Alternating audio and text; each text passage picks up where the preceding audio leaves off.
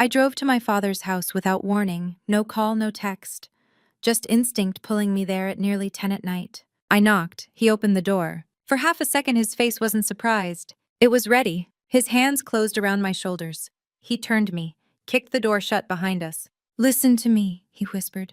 "Get under the kitchen table right now. Don't make a sound." I'd never seen that look on his face before. Fear, and something colder underneath it. I didn't ask why. I just crawled. Before we begin, I'd love to hear from you. Drop a quick comment and tell me, what are you hoping to take from this story today? Your perspective might be exactly what someone else needs to read. Just a note.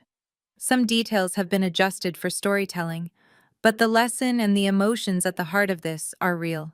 Dad pulled me inside before I could say hello. His hand closed around my shoulder, not rough but absolute, and he kicked the door shut behind me.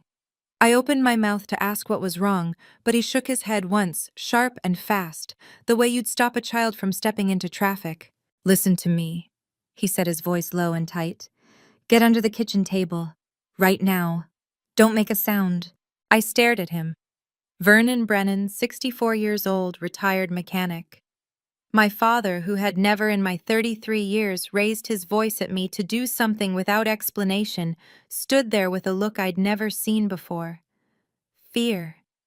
And something harder underneath it, something cold and deliberate. I didn't ask why. My body obeyed before my brain could process. The kitchen table was massive, an antique walnut monstrosity he'd bought at an estate sale in 1995.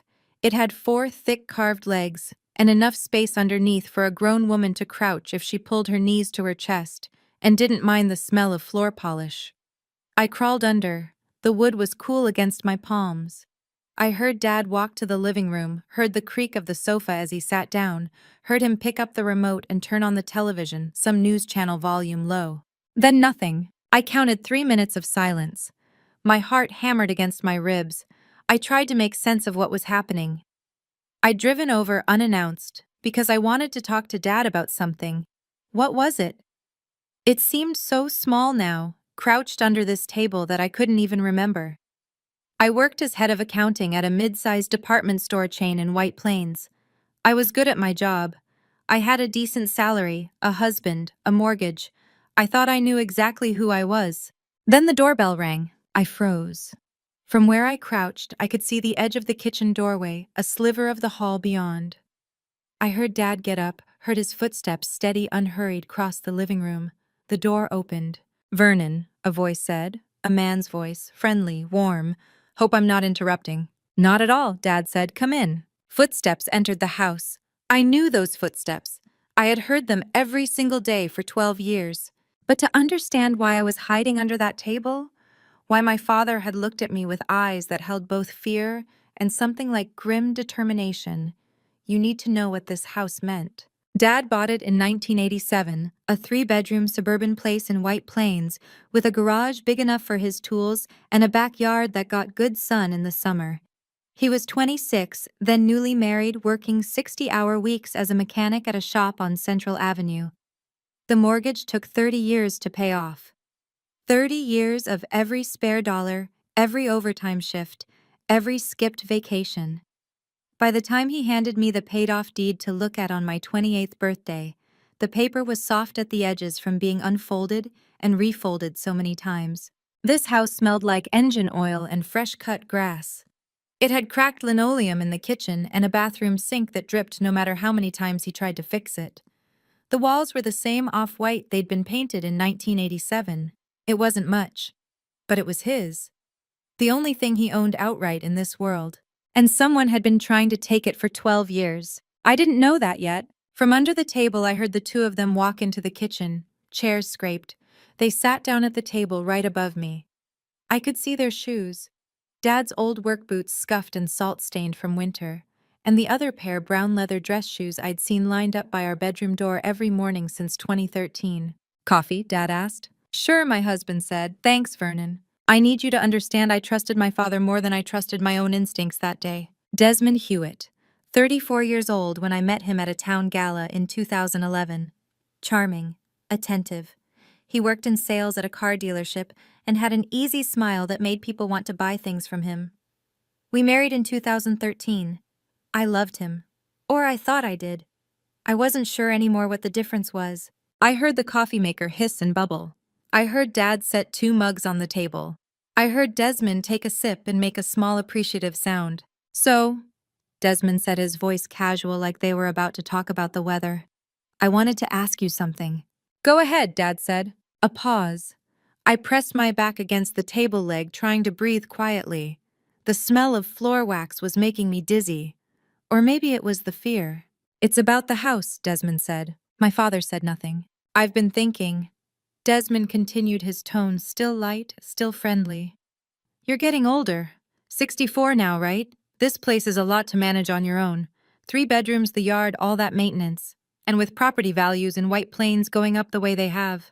What are you asking? Dad's voice was flat. Desmond laughed, a small, uncomfortable sound.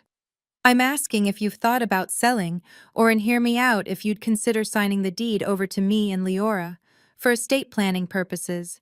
It would make things cleaner down the line, avoid probate, keep it in the family. I felt something cold slide down my spine. Keep it in the family, Dad repeated slowly. Exactly, Desmond said. You'd still live here, of course. Nothing would change. It's just paperwork. Just paperwork, Desmond said above me. I pressed my spine against the table leg and tried to slow my breathing.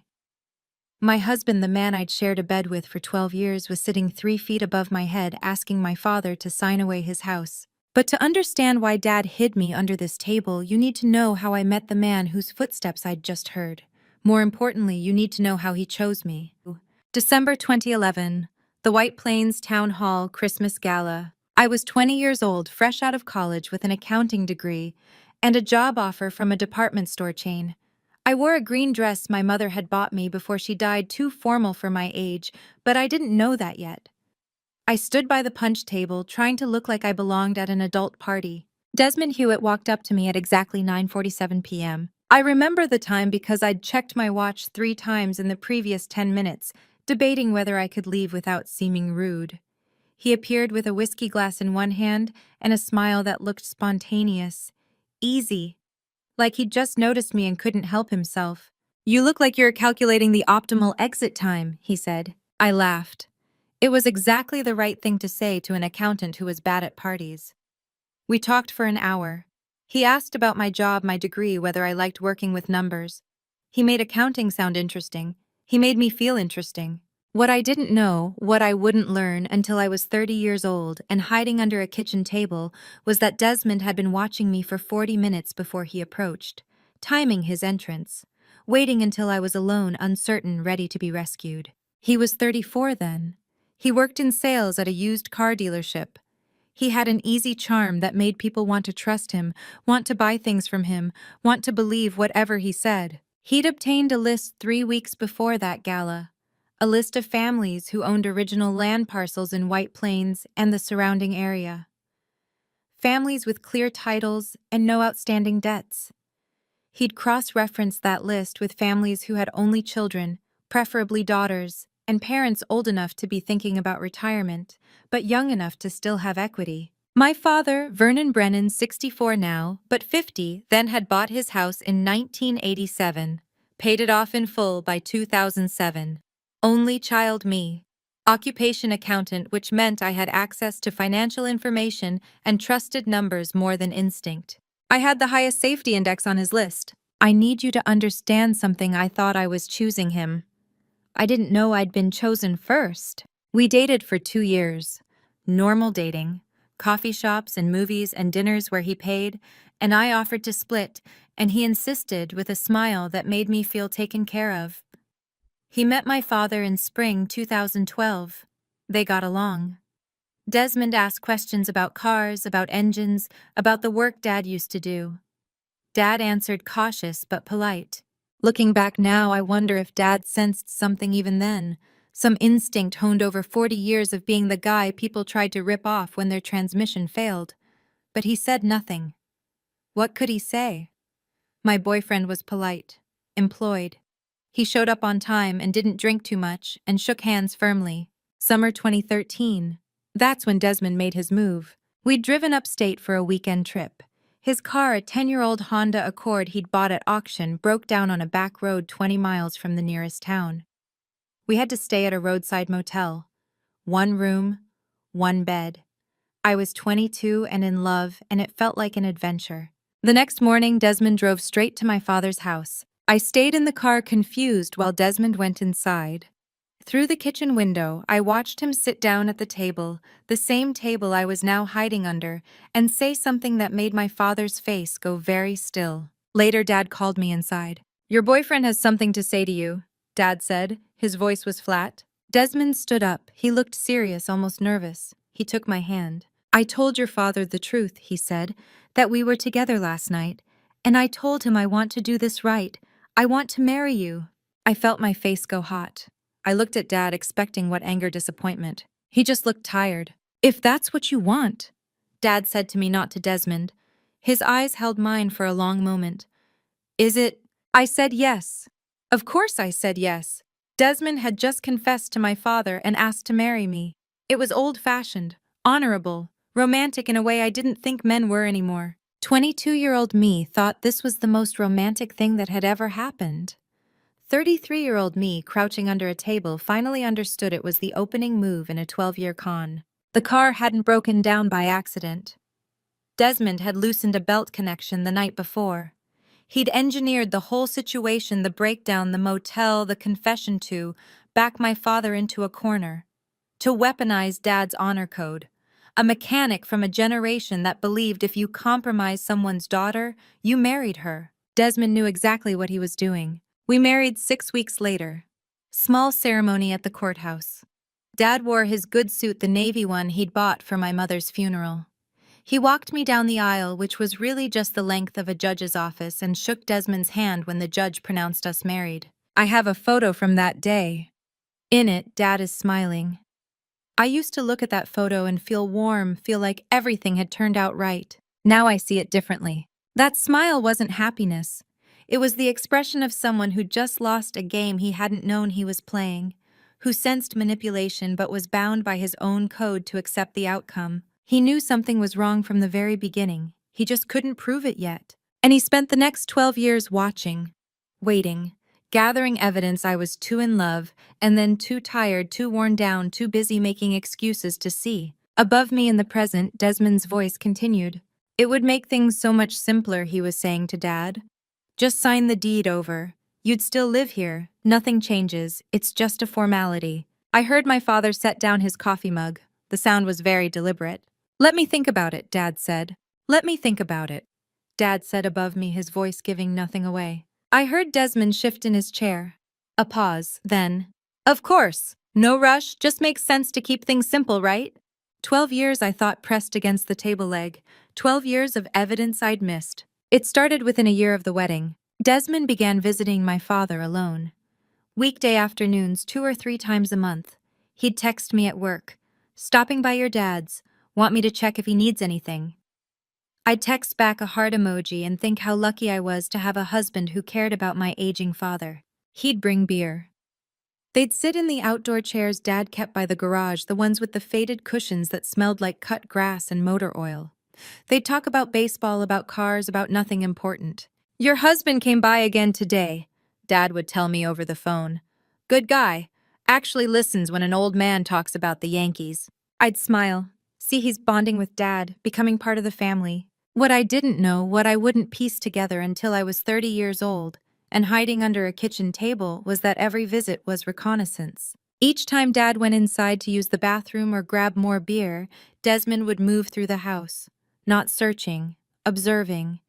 He'd stand in front of Dad's study drawer, the one where important papers were kept, and take photos with his phone, the property deed, Dad's signature on old utility bills, the layout of the house. He memorized where everything was kept, not to steal them, not yet, just to know. Across the street, Floyd Ashford mowed his lawn. Floyd was 70 years old, a retired postal route supervisor who'd lived in the same house for 43 years. He had a notebook, a spiral-bound thing he kept in his shirt pocket, where he recorded neighborhood activity with the dedication of a man who'd spent 4 decades tracking package deliveries and couldn't break the habit. Blue sedan license plate ending in 74J arrived at Vernon's house 2:47 p.m., departed 4:15 p.m. Floyd wrote it down every time. He thought it was odd that Desmond always arrived at exactly the same time, 2:47 p.m., which was precisely when my department store shift started. But Floyd just recorded it like he recorded everything. The mail truck, the recycling schedule, which neighbor's dog got loose on which day. Years later, that notebook would become evidence. But in 2014, 2015, 2016, it was just Floyd being Floyd, the neighbor who knew everyone's schedule and didn't know what to do with retirement except mow his lawn in perfect diagonal lines and write things down. I need you to understand every gesture of kindness was a measurement. Every beer Desmond brought was a key he was copying. By 2017, our 4th year of marriage, Desmond had a complete map of my father's house, my father's habits, and my father's trust. That was the year he approached me with the co-ownership idea. We were having dinner. I'd made pasta. Desmond was telling me about a client at the dealership who'd bought a used Camry and paid cash. Normal conversation. Then he passed me the salt and said almost as an afterthought, "Your dad's property taxes are probably higher than they need to be." I looked up. "What?" "Just thinking," he said, twirling spaghetti around his fork. "If we co-owned the house, we could optimize the tax structure. I know a guy who specializes in that kind of thing. Your dad would still live there, obviously, but the paperwork would save him a few thousand a year." My accountant brain flagged it immediately. "That's not how property tax works," I said. "Co-ownership doesn't reduce the assessed value. You'd need to restructure as a trust or claim primary residence, which wouldn't apply because we don't live there." Desmond smiled, easy, not defensive. "You're probably right," he said. "Just a thought. My buddy mentioned it once, but he's in real estate, not accounting. You'd know better than me." He took a bite of pasta, asked me how my day was, changed the subject so smoothly I barely noticed. I felt smart, like I'd caught something before it became a problem. My instincts were working. I'd said no, and he'd accepted it without argument. What I didn't understand was that I'd just forced him to take the route I couldn't see. You know what's worse than being lied to? Thinking you caught the lie when you've only seen the decoy. Later, much later, I would learn that 2017 was the year Desmond's car dealership took its first major loss. He'd been gambling. Not casually, not weekend poker games with friends. He'd gotten involved with an underground network run by a loan shark named Brent Wolf. Desmond owed money, a lot of money. And Brent Wolf didn't care about excuses or payment plans. He wanted collateral, clean assets, something with clear title and no complications. Desmond had been working on getting my father's house for years, but now it wasn't just a long-term con, it was urgent. When I said no to the co-ownership proposal, Desmond already had Plan B ready. He didn't need my permission. He just needed my father's signature. And he'd spent 3 years building trust, learning where the papers were kept, and establishing a pattern of afternoon visits where he'd bring documents for Dad to sign. Small papers, innocent papers, neighborhood HOA updates, mailing address authorizations. The kind of thing you sign without reading too carefully because it's from your son-in-law, and surely he wouldn't. Above me in the present, I heard Desmond's chair scrape. "I should get going," he said. "Let me know what you decide, Vernon. No pressure, just think about it." "I will," Dad said. Footsteps. The front door opened, closed. I stayed under the table, not moving, not breathing, until I heard Dad's footsteps return to the kitchen. He bent down, looked at me through the gap between the table legs. "You can come out now," he said quietly. I crawled out. My knees ached, my hands were shaking. "How long?" I asked. My voice cracked. "How long have you known?" Dad looked at me for a long moment. "Since the wedding," he said. "Maybe before." "Since the wedding," Dad said. "Maybe before." I stood in his kitchen, my knees still aching from crouching under that table, and tried to process what he'd just told me. He'd known for 12 years. 12 years of watching, waiting. "Why didn't you tell me?" I asked. Dad looked at me with something that might have been sadness or might have been resignation. "Because you wouldn't have believed me," he said. "Not without proof. How do you steal a house one signature at a time without anyone noticing? You start small. You start with papers that don't matter." 2018. Desmond showed up at Dad's house on a Tuesday afternoon. I was at work. He had a manila folder. "Hey, Vernon," he said, settling into his usual chair at the kitchen table. "Got some HOA paperwork. Just need your signature on a couple things.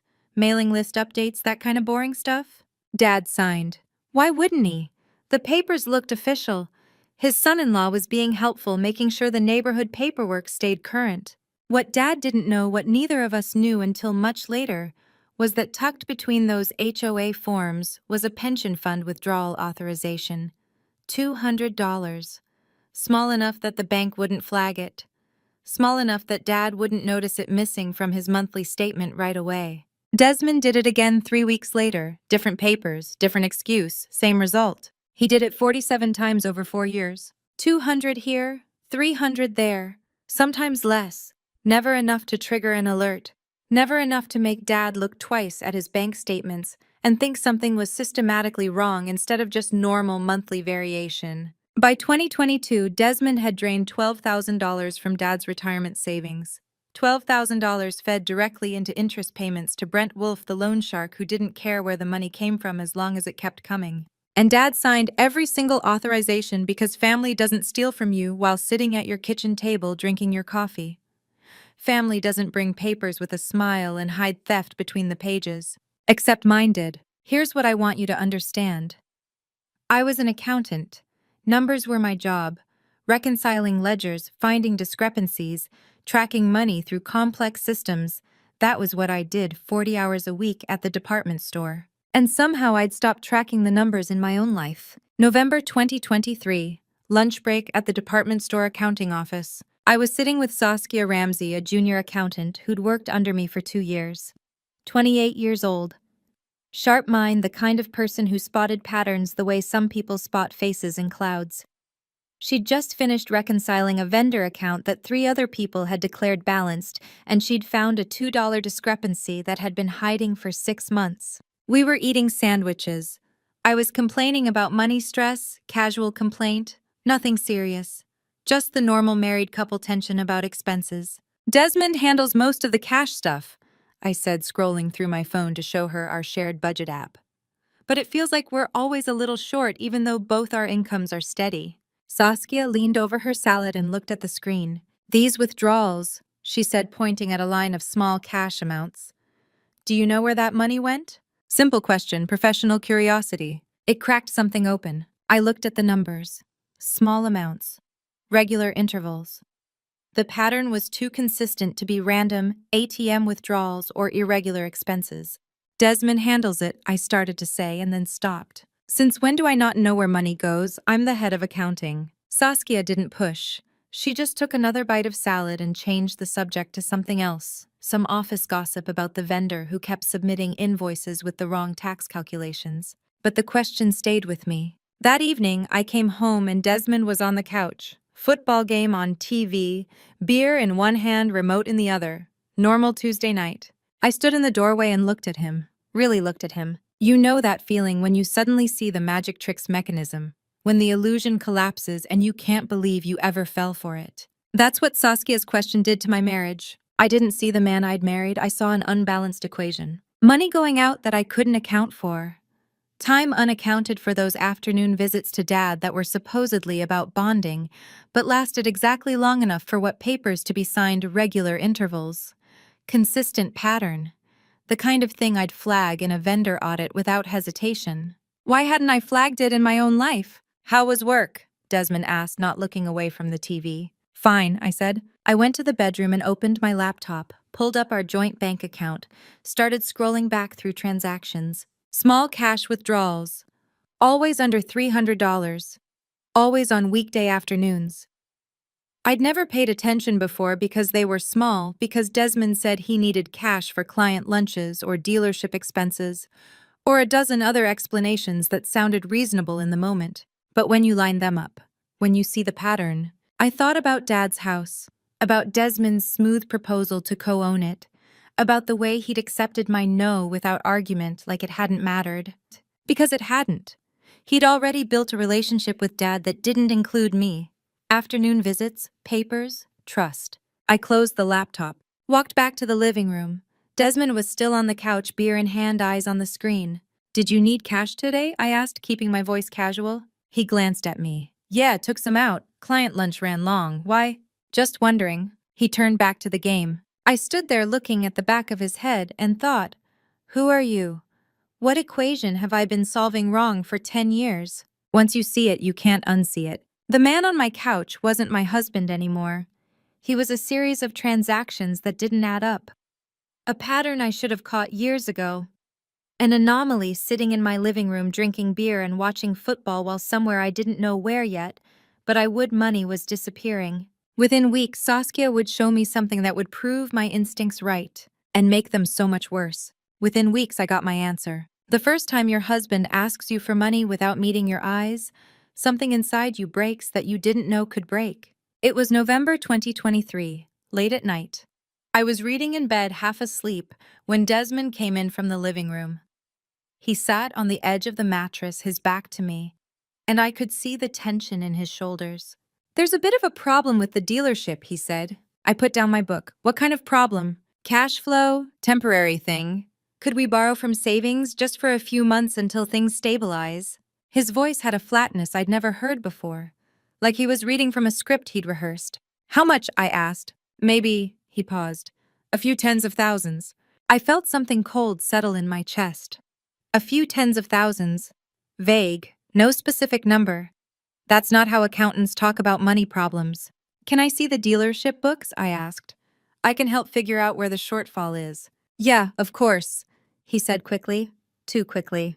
"I'll pull them together when I have time. It's a mess right now. The software update corrupted some files, but I'll get them to you." He stood up, kissed the top of my head, and went to brush his teeth. I sat there in bed and thought, he's lying. I knew it the way you know the answer to a math problem before you work through the proof.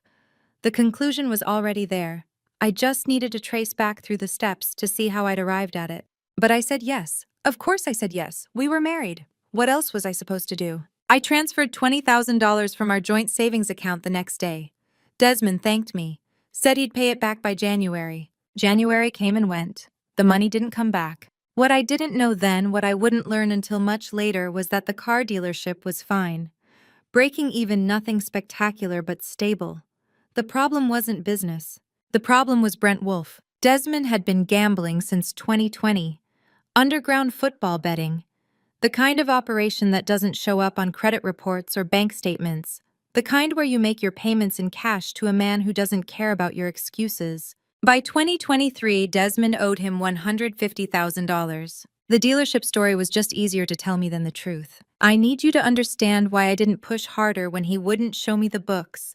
It's the same reason people don't open test results they're afraid of. Sometimes not knowing feels safer than knowing. But evidence doesn't care whether you're ready for it. 2 months later, January 2024, I started noticing something. Desmond woke up before me every single morning. Not just early, before me. I'd been the early riser in our marriage for years, up by 6:30 to make coffee before my 7:45 shift. But suddenly Desmond was awake at 6:15, 6:20 at the latest. I'd hear the front door open while I was still in bed. The soft click of it closing. Footsteps on the porch. One morning I got up early, 6 a.m., and watched from the bedroom window. He walked out to the mailbox in his pajamas and slippers, pulled out the mail, flipped through it quickly, and came back inside. At 6 in the morning.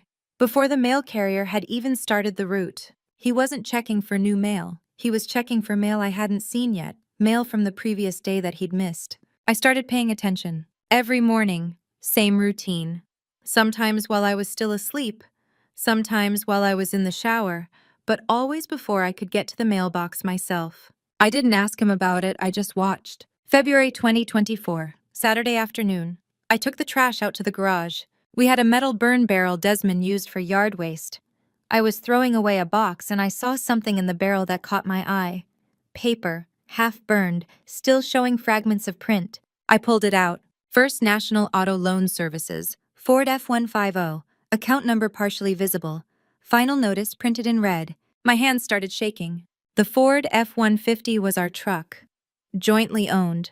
Both our names on the registration. We'd bought it in 2019, paid in full. No loan, no mortgage. Except according to this letter, it had been mortgaged. A year ago. Without my signature. Without my knowledge. And someone Desmond had been burning the notices before I could see them. I stood there in the garage holding that piece of charred paper. The edges crumbled black between my fingers. I could smell the ash and the faint chemical smell of whatever accelerant he'd used. Inside the house, I could hear the television. Desmond was watching a basketball game. Normal Saturday, normal life. I looked at the letter, looked at the house, looked back at the letter. You want to know the worst part? It wasn't finding the letter. It was putting it back. That was the moment I chose complicity over clarity. I can't take that back. I dropped it back into the burn barrel, threw the cardboard box on top of it, went inside, washed my hands. What do you want for dinner? I asked Desmond. He glanced up from the TV. Whatever you feel like making. I'm easy. I made spaghetti. We ate it at the table. He told me about a customer at the dealership who'd tried to negotiate a used Civic down to half price by claiming it had bad karma. We laughed. I did the dishes. He went back to the game. Normal Saturday. Except I knew. And he knew I probably knew or would know eventually. And I'd chosen to put the evidence back in the trash and pretend I hadn't seen it. Because part of me already understood what finding that letter meant. What it meant that our truck had been mortgaged without my signature.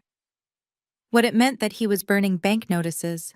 It meant I was married to someone capable of forgery, of systematic deception, of gambling away not just his money but ours, and then covering it with paperwork I'd never agreed to. And I wasn't ready to say that out loud yet. Maybe that makes me a coward. Maybe it just makes me human. But you can't unsee evidence.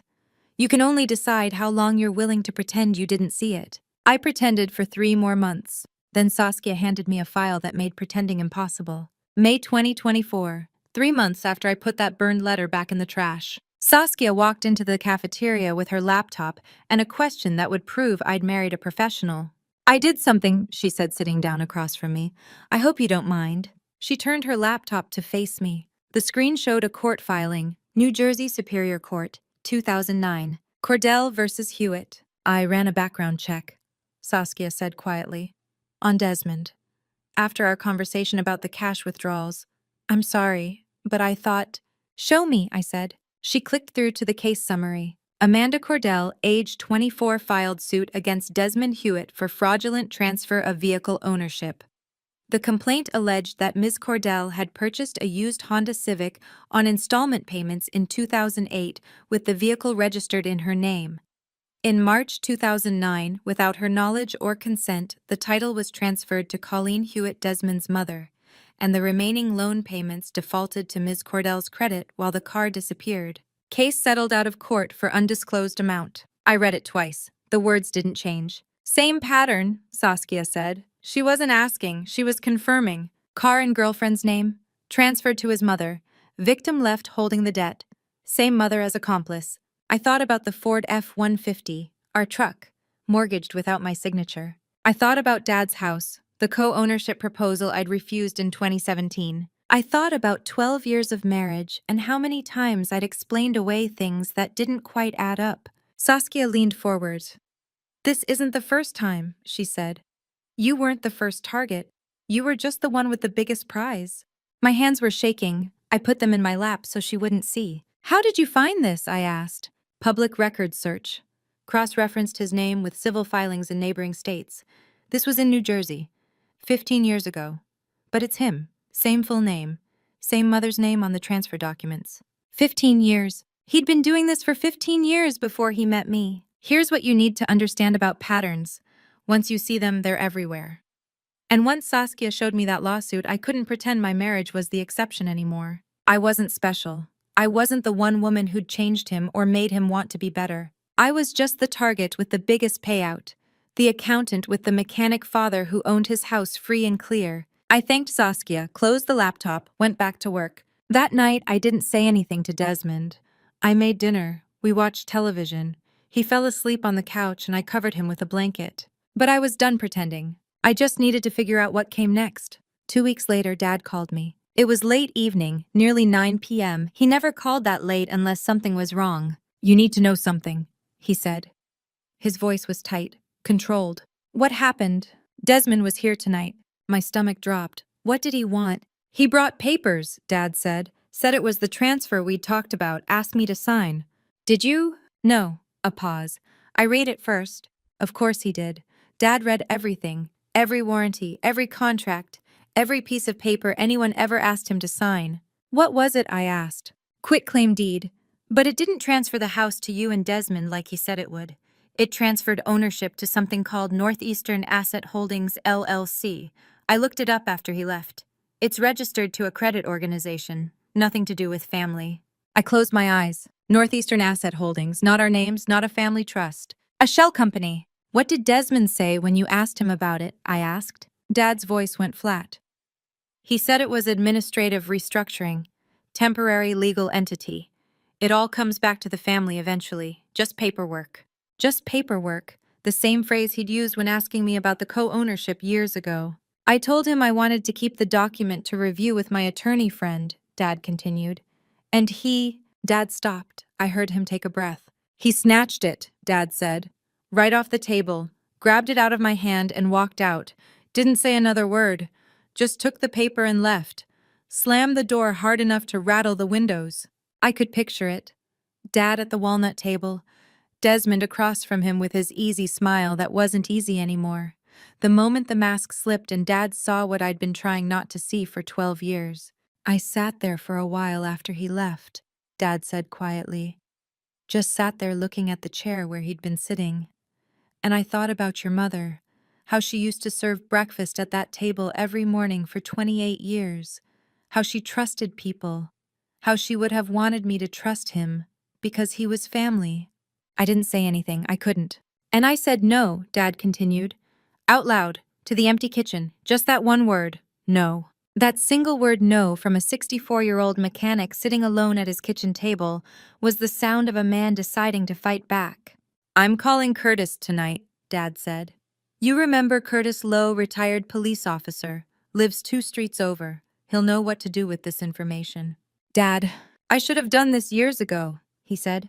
But I needed to be sure. Now I'm sure. He hung up. I sat on my bed, holding the phone, listening to the silence. Downstairs, Desmond was watching television. Normal evening, normal life. Except Dad had just declared war, and Desmond didn't know it yet. When you're 64 years old, and you realize you're not fighting your son-in-law anymore but a criminal organization, who do you call? Dad called Curtis Lowe that night. Curtis was 65. Dad's oldest friend since elementary school, retired NYPD traffic cop who'd spent 30 years learning to recognize organized crime when he saw it. He picked up on the first ring. I wasn't there for that conversation. Dad told me about it later, months later, when everything was over, and we could finally talk about it without feeling like the walls had ears. He said he read Curtis every word he remembered from the quitclaim deed before Desmond snatched it back. The recipient organization, the legal language, the address, all of it. Curtis didn't interrupt. 30 years as a cop had taught him to listen completely before diagnosing. When Dad finished, Curtis went quiet. Dad counted 5 seconds of silence. Then Curtis said, Brother, that name you just said, Brent Wolf, I know it. Loan sharking underground gambling network extortion. Been operating in Westchester and Bronx for at least a decade. This isn't your son-in-law having money problems. This is organized crime. Dad told me his hands went cold when Curtis said that. What do I do? Dad asked. Curtis's answer was simple and terrifying. Don't do anything. Don't sign anything. Don't confront him. And for God's sake, don't let him know you're suspicious. Let me think about how we build a case that'll stand up in court. The word case made Dad's blood run cold. Because a case meant police, courts, legal proceedings. It meant this wasn't just a family problem anymore. How long do I have? Dad asked. I don't know, Curtis said. But men like Brent Wolf don't wait forever. If Desmond owes him money and your house is the collateral, they'll escalate. Be ready. You need to understand what it means when a retired cop goes quiet for 5 seconds on the phone. It means the thing you feared is worse than you thought. Dad hung up and sat alone in his kitchen for an hour. He didn't call me that night. He said later he didn't want to worry me until he knew what the plan was. But I think he was also afraid, not of Desmond, of what came next. 3 days later, Desmond came back. It was morning, 9 a.m. I was at work. Desmond didn't knock. He had a key, one Dad had given him years ago when we first got married, back when we all thought he was becoming part of the family. He walked into Dad's kitchen and put a manila folder on the walnut table. No greeting, no small talk, no beer. Just, Mr. Brennan, I need you to understand your options. Dad opened the folder. It was a psychiatric evaluation, or what looked like one. Official letterhead. Doctor's signature. Clinical language describing cognitive decline, memory lapses, inability to manage financial decisions. The doctor's name was someone Dad had never heard of, never seen, never met. It was completely fabricated. Desmond sat across from him at the table, the same table where he'd brought papers for 4 years, where he'd talked about baseball and cars and built trust one afternoon at a time, and delivered his threat with the calm precision of someone who'd thought it through carefully. "If you don't sign this property transfer voluntarily," Desmond said, "I will file this evaluation with the court as part of a guardianship application. The judge will declare you mentally incompetent. You'll be placed in a state care facility, locked door, 24-hour supervision. You won't be allowed out." He said it slowly, like he was explaining something to a child. Dad told me later that he felt two things in that moment. The first was rage. Pure, cold rage at the man sitting across from him who'd married his daughter and was now threatening to have him locked away like a criminal. The second was fear. Not fear of losing the house, not fear of losing money, fear of losing his freedom. Dad was 64 years old, sharp, independent. He'd lived alone since my mother died, managed his own finances, maintained his own house, made his own decisions. He'd spent 40 years working with his hands fixing things, being the person people called when they needed help. The thought of being declared incompetent, of being locked in a facility where someone else decided when he woke up, what he ate, whether he could leave, was more terrifying than anything Desmond had threatened before. There are things worse than losing property. Losing your right to wake up in your own bed, to make your own coffee, to sit in your own kitchen, that's not losing a house. That's losing yourself. "You have until Friday," Desmond said, standing up. "Sign the transfer or I file the guardianship petition." He left the folder on the table and walked out. Dad sat there for 10 minutes looking at that forged evaluation. Then he called Curtis. "He just threatened to have me institutionalized," Dad said. Curtis was quiet for a moment. Then, "That changes things. If he's willing to forge medical documents and file false guardianship claims, he's desperate. Desperate people make mistakes. We can use that." "How?" "Give me 2 days," Curtis said. "I'm working on something. But Vernon, this is serious now. This isn't just fraud. This is elder abuse, forgery, extortion. If we do this, we do it right. We build a case so airtight he can't walk away from it." Dad looked around his kitchen. The same kitchen where my mother had made breakfast for 28 years. The same table where he'd signed his mortgage papers in 1987. The same house he'd worked 30 years to pay off. "I'm not signing," Dad said. "Good," Curtis replied. "Don't. And don't let him know you're scared, just stall. Tell him you need time to think. Tell him you want to talk to a lawyer. Whatever keeps him from filing that guardianship petition before I can get the pieces in place." Dad hung up and sat at the walnut table looking at the forged psychiatric report. He made a decision in that moment. If Desmond wanted to take away his freedom, Dad would take away Desmond's future. He just needed Curtis to show him how. Curtis spent 3 days using every connection he'd built in 30 years as an NYPD cop. What he found gave them exactly 30 days to win or lose everything. Dad told me about this later, after it was all over, after we could finally breathe again, sitting at that same kitchen table where it had all happened. Curtis called him at 8 p.m. on a Tuesday. "I found it, Vernon," Curtis said. His voice had that cop flatness that means bad news confirmed. "Fake lost property registration filed November 12th. Requesting duplicate deed. It's already in processing at the county office." Dad felt something cold settle in his chest. "What does that mean?" "It means Desmond claimed your original property deed was lost, filed an official request for a replacement copy to be issued in his name as your power of attorney, which he's not, but he forged the documents. If the county approves it, he gets a legal duplicate deed." "How long do I have?" Dad asked. 30 days, Curtis said. "That's standard county processing time for lost property claims. Once it's approved, he can do whatever he wants with your house. Sell it, mortgage it, transfer it to Brent Wolf, all without your signature, because legally he'll have a deed that says he has authority." Dad stood in his kitchen looking at the house he'd paid off over 30 years.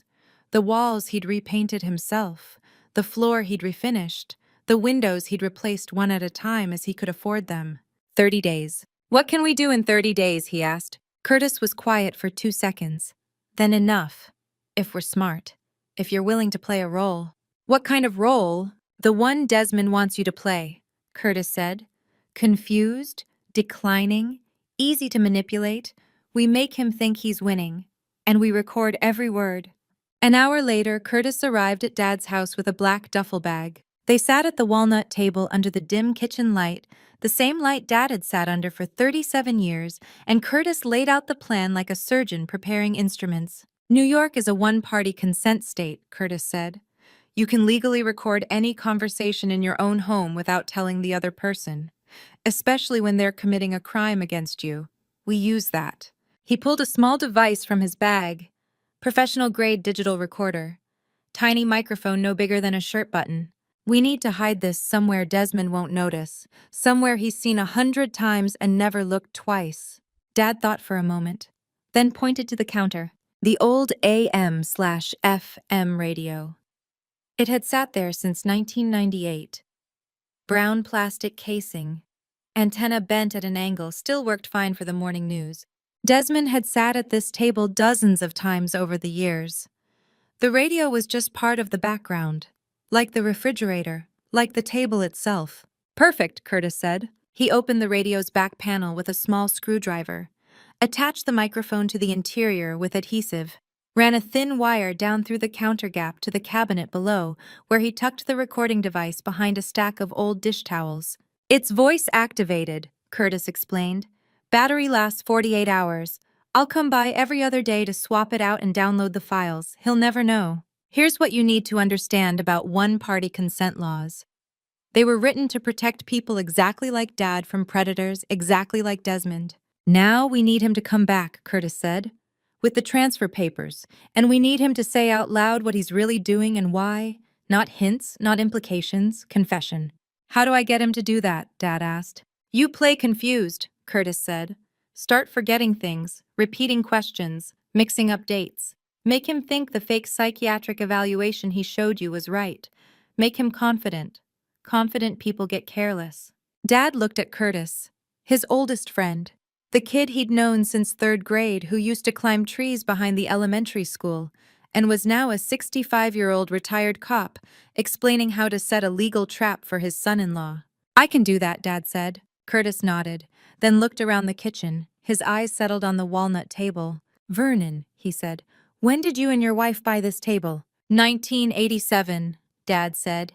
First year we had the house. Estate sale. Marion wanted a table big enough for family dinners. We thought we'd have more than one kid. His voice caught slightly. Didn't work out that way. But the table stayed. Curtis ran his hand along the wood. Solid, heavy. The kind of furniture they don't make anymore. So it's stood here 37 years, Curtis said. Through your wife's illness. Through raising your daughter. Through paying off this house. Through everything. Yeah, Dad said. Curtis looked at him with those cop eyes that had seen 3 decades of crime and survival and people who fought back. Then it survived worse than Desmond Hewitt, Curtis said. It'll be here when he's gone. That walnut table had held birthday cakes and tax returns and mortgage papers and 1,000 morning coffees. It had held my mother's hands when she was too sick to stand. It had held Dad's tools when he was fixing something. It had held papers Desmond brought with forged signatures. Now it would hold the weight of a war. Curtis left at midnight. The recording device was installed, tested, working. Dad sat alone at the table and looked at the old radio. 30 days until the fake deed application went through. 30 days to convince Desmond he was losing his mind. 30 days to get him to say the thing out loud that would destroy him. The countdown had started, and Dad, 64 years old, retired mechanic, who'd spent 40 years fixing other people's problems, was about to give the performance of his life. The countdown had started. Vernon had 30 days. How do you pretend to lose your mind convincingly enough to fool a predator who's been watching you for 12 years? You start small. November 2024. Dad began forgetting the names of common objects. Hand me that thing, he'd say to Desmond, pointing at the refrigerator. You know, the cold box. Desmond's eyes would light up, just for a second, but Dad saw it. Refrigerator Vernon, Desmond would say gently, patronizingly. It's called a refrigerator. Right, Dad would say, looking confused. I knew that. He'd repeat the same question 3 times in 10 minutes. Ask what day it was when he checked the calendar that morning. Shuffle when he walked even though his knees were fine. Pause mid-sentence like he'd lost his train of thought. During Desmond's visits, which increased to twice a week in November, Dad would look at papers Desmond brought and squint at them like the words didn't quite make sense. Ask to review them later. Say he needed to think about it. Desmond would pat his shoulder. Take your time, Vernon, no rush. But his eyes said different. His eyes said soon. Across the street, Floyd Ashford mowed his lawn and recorded everything in his notebook. December 15th. Floyd was trimming his hedges when Desmond came out of Dad's house and stood in the driveway on his cell phone. Floyd's hearing was better than most 70-year-olds. 40 years sorting mail had trained him to catch details. He heard Desmond say, "Yeah, it's almost done. The old man's losing it. Another week, maybe 2. Then we move the property and you get your collateral." Floyd wrote it down. December 15th, 3:47 p.m. Man in BMW, son-in-law on phone in driveway. Said old man losing it another week. He didn't understand what it meant. He just wrote it down because that's what Floyd did. Recorded things. Kept track. He didn't know he was building a legal case. Dad told me months later when we were sitting at the walnut table after everything was over what the hardest part was. Not the acting, he said. Not pretending to forget things or shuffle around. That was easy. The hardest part was looking Desmond in the eye every time he came over, watching him think he was winning and not letting him see that I knew. That I knew exactly what he was doing. That he was walking into my trap. You want to know what separates a good con artist from a great one? A great one convinces you that helping them was your idea all along. Colleen Hewitt was a great con artist. I didn't figure it out until December 2024. Middle of the night, couldn't sleep. I'd been thinking about Saskia's discoveries, the 2009 lawsuit, the pattern, the 12 years of small deceptions building to this. And I thought about Desmond's mother, Colleen, 58 years old, supermarket cashier, widow for 20 years. She'd sit at our dinner table once a month, always after church, always in her good dress that was just worn enough to show she couldn't afford better, and talk about how hard it was to make ends meet. The cost of groceries, the rent increase, the medical bills. I'd listen, and at the end of the night I'd slip her an envelope, $400, cash, every month for 9 years. Starting in 2015, 6 months after Desmond first mentioned his mother was struggling, I thought I was being kind, being a good daughter-in-law, helping family. That night in December, I opened my laptop at 2 a.m. and did the math. $400 per month, 12 months per year, 9 years. $43,200. I sat there looking at that number. Then I pulled up Curtis's investigation files, the ones he'd shared with Dad, the ones Dad had shown me after he told me about the trap. The timeline of Desmond's gambling debt, the pattern of payments to Brent Wolfe. I cross-referenced the dates. Every month, within 48 hours of my deposit into Colleen's account, there was a matching transfer from her account to Desmond's. Every single month, for 9 years. $43,200 of my sympathy money went straight to Brent Wolfe's underground gambling operation to pay Desmond's monthly interest. Colleen wasn't struggling, she was laundering. She'd sit at our table and talk about how hard it was to afford her medication, how she had to choose between groceries and utilities, how she didn't know what she'd do without us. And I'd write the check, every time, because I believed her, because I thought I was helping. She played the pious widow at church, the struggling mother at family dinners, the grateful recipient who always said, "God bless you, dear, you don't know what this means." She knew exactly what it meant. It meant her son could keep gambling, keep stealing, keep building his con for 12 years without collapsing under the weight of his debt. Because I was funding it, voluntarily, out of the goodness of my heart. There's a special kind of cold that settles in when you realize the person you pitied was pitying you the whole time, pitying how easy you were to fool. I closed the laptop. It was 2:43 a.m. Desmond was asleep in the next room, snoring softly. I sat there in the dark and felt something I'd never felt before. Not rage. Rage is hot. Rage makes mistakes. This was arithmetic, cold, precise, calculated. Accountants don't cry when they find wrong figures. They adjust the spreadsheet.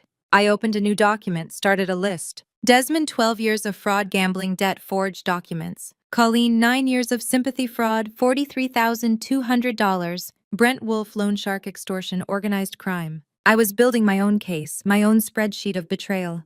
But there was one line item I hadn't found yet. One more betrayal I hadn't calculated. One that was being funded with my own money and wearing lipstick. I just didn't know it yet. 3 weeks after I calculated my mother-in-law's betrayal at $43,200, Saskia walked into my office with a file that would add a face to the other half of that equation. "I need to show you something," she said, closing the door behind her. She slid a folder across my desk. I opened it. Bank statements.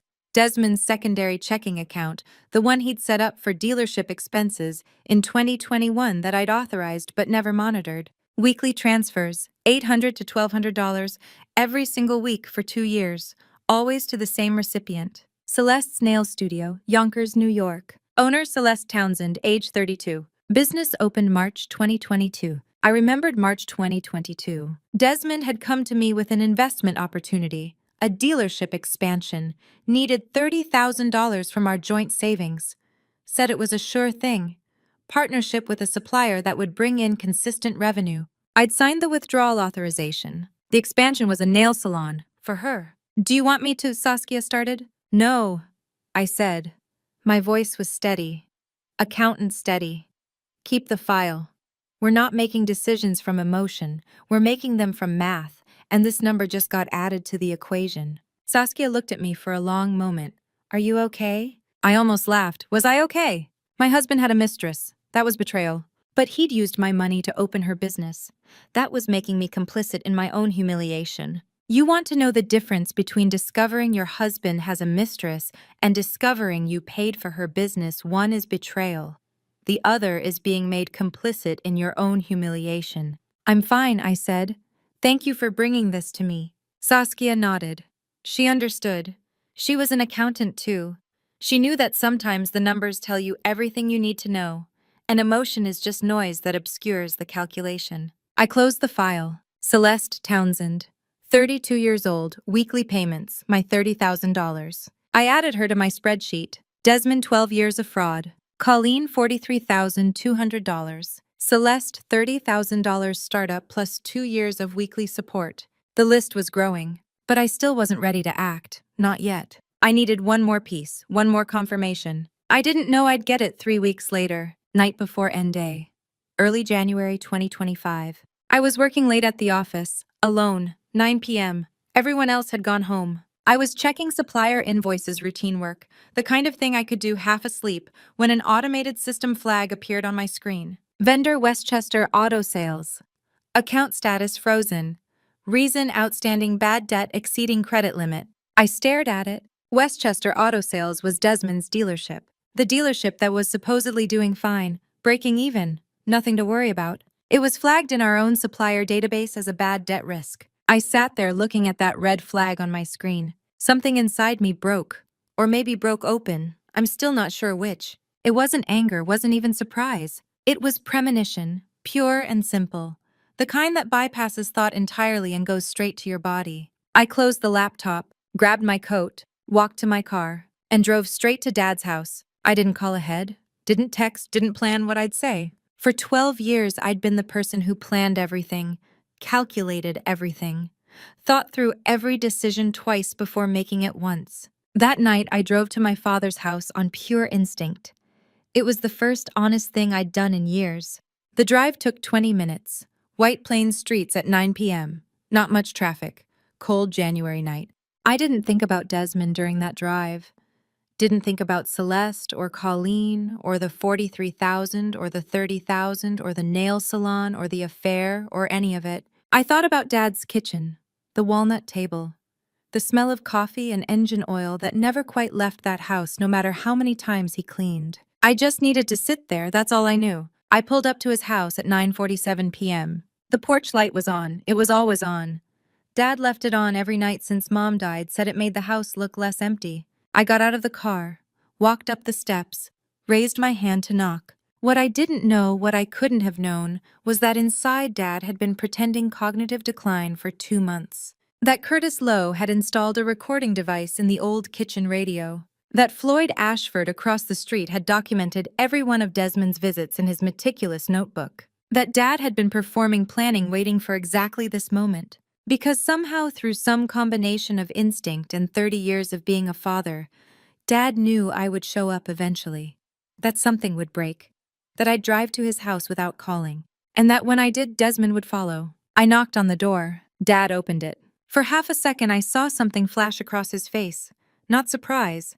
Something else. Recognition. Like he'd been waiting. Then his expression shifted to concern. "What's wrong?" he asked. I opened my mouth to answer and realized I didn't know.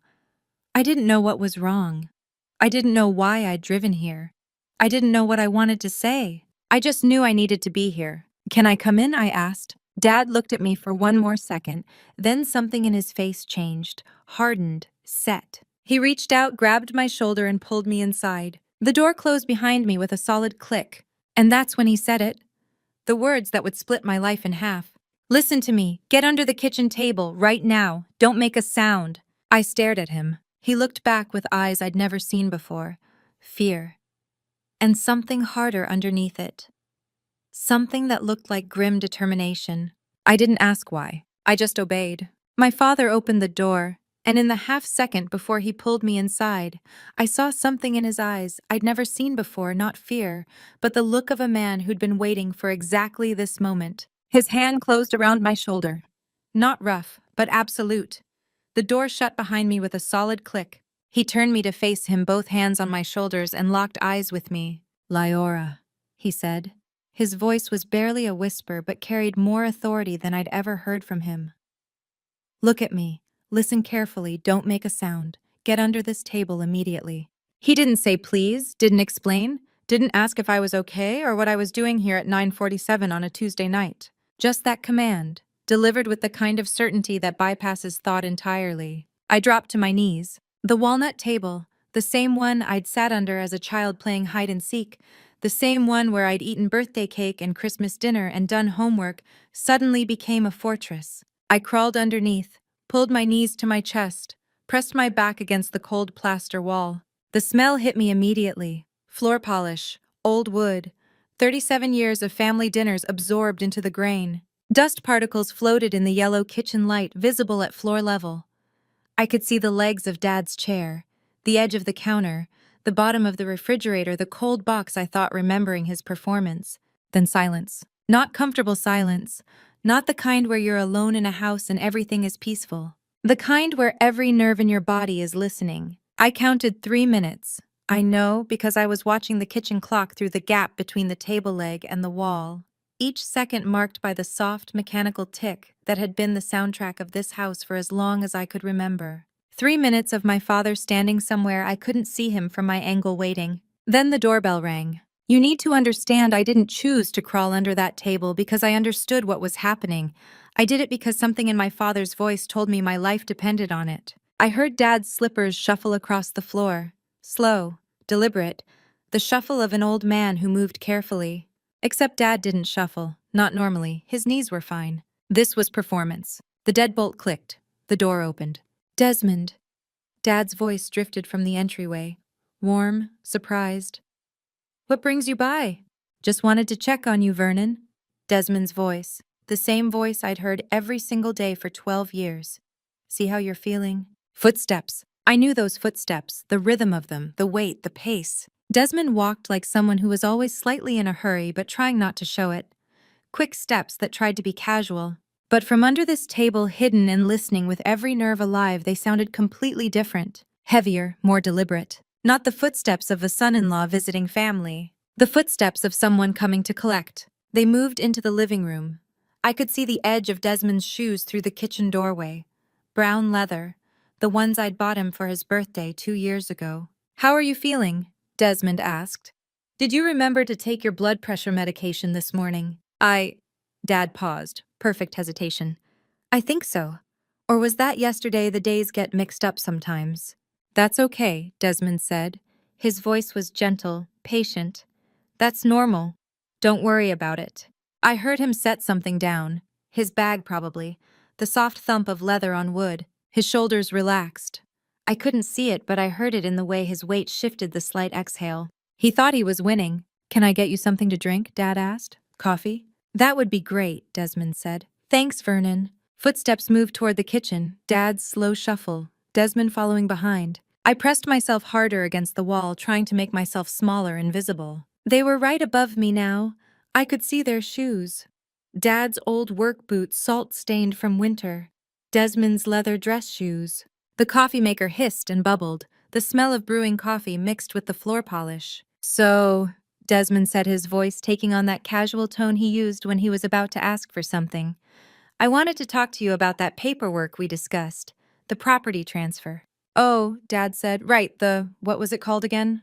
The estate planning documents, Desmond said smoothly. Remember we talked about how it would make things easier for you, less to worry about. Yes, Dad said slowly, I remember, I think. I heard the coffee cups clink, the liquid pouring. Take your time thinking about it, Desmond said. No rush, I just want to make sure everything's taken care of properly. Then he laughed. That laugh. I'd heard it 10,000 times in 12 years. Across dinner tables, in bed, in the car on road trips, at family gatherings and date nights and lazy Sunday mornings. I thought I knew that laugh. I thought it was the sound of my husband's joy, his warmth, his easy charm.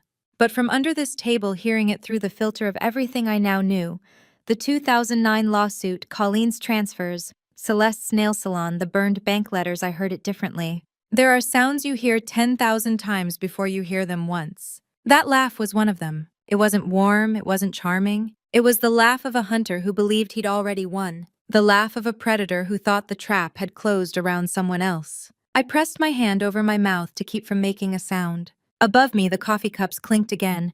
Dad's voice murmured something I couldn't quite hear. The old radio on the counter, the one that had been there since 1998, sat silent except for its red recording light invisible from where Desmond stood. Everything Vernon and Curtis had planned for 2 months was happening, and Desmond had no idea.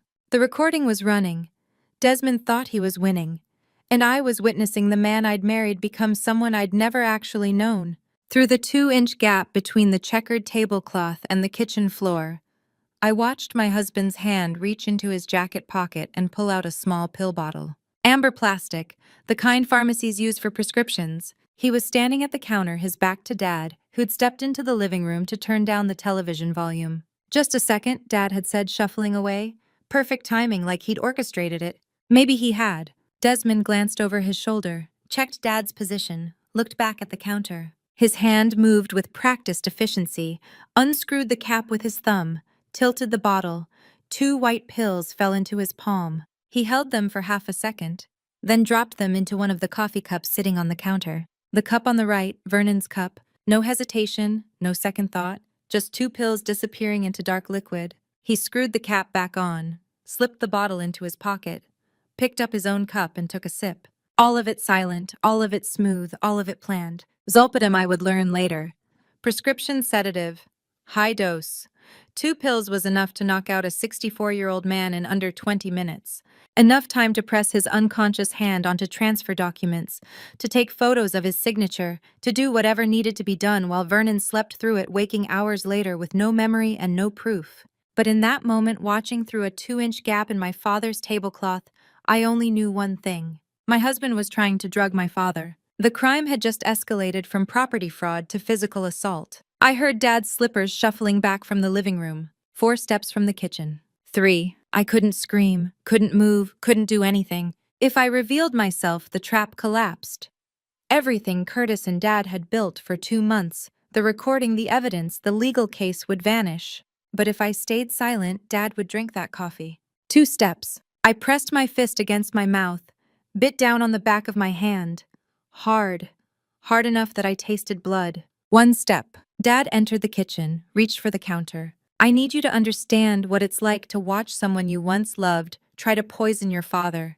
And know that if you scream, if you move, if you do anything, you destroy the only chance to stop him forever. Dad's hand was 6 inches from the cup. 5 inches. Desmond was saying something about property values, about estate planning, about how important it was to get these things in order. 4 inches. I couldn't look away, couldn't close my eyes, could only watch and bite my own hand and pray for something I didn't know how to pray for.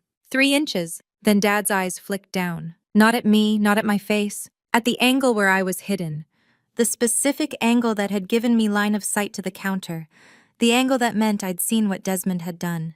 It was a microsecond, less than that. A glance so quick that if I'd blinked I would have missed it. But I saw it, and he knew I'd seen it. And in that moment of silent communication, father to daughter, witness to witness, everything changed. Dad's hand moved past the coffee cup on the right, touched the edge of the counter. He looked at Desmond with that confused, elderly expression he'd been performing for 2 months. Actually, he said slowly, like he was just thinking of it. I'll just have water. Stomach's been a bit upset today. Coffee might not be the best idea. He turned to the sink, filled a glass, took a sip. The coffee cup sat on the counter, untouched. Drugged. Evidence. Desmond's face showed nothing. Oh, sure, hope you feel better. Nothing serious, I hope. No, Dad said. Just getting old. Things don't sit right like they used to. He was perfect, absolutely perfect. I let out the breath I'd been holding, silent, careful. My hand was still pressed against my mouth. When I pulled it away, I saw teeth marks, a crescent of broken skin, blood on my knuckles. I'd bitten myself hard enough to break through, but I hadn't made a sound. That microsecond of eye contact between my father and me, where he looked not at me, but at my angle, understood what I'd seen and saved himself without a word, was the moment I knew we'd win. Because that kind of communication doesn't come from planning. It comes from 30 years of being a father, of knowing your child well enough to read what they're not saying, of trusting them absolutely. Desmond didn't see it. He was looking at his phone, checking something, casual, comfortable. He had no idea what had just happened. No idea that the trap had just tightened another notch. No idea that the recording device had captured him standing with his back to Vernon for 47 seconds, the exact window when those pills were dropped. I watched the coffee cup from my position under the table. It sat there on the counter, brown ceramic. Dad's favorite mug, the one with a chip on the handle from 1994, when I'd knocked it off the table doing homework. 2 pills dissolving in the bottom. Zolpidem. Evidence of attempted assault on a senior citizen. Evidence of intent to incapacitate for the purpose of fraud. Evidence that would stand up in court. Desmond picked up his own cup, took another sip, set it down. So about those documents, he said, his voice shifting, less casual now, more focused. Have you had a chance to think about what we discussed, the transfer? Dad moved to the table, sat down heavily in his chair, the one right above where I was hidden. I'm still thinking, he said. It's a big decision. The house has been in the family a long time. I understand, Desmond said. He sat across from Dad. I could see his shoes, brown leather. But Vernon, you have to understand the timeline. There are complications, financial complications that need to be resolved soon. His voice was different now. The warmth was fading. The mask was starting to slip. What kind of complications? Dad asked.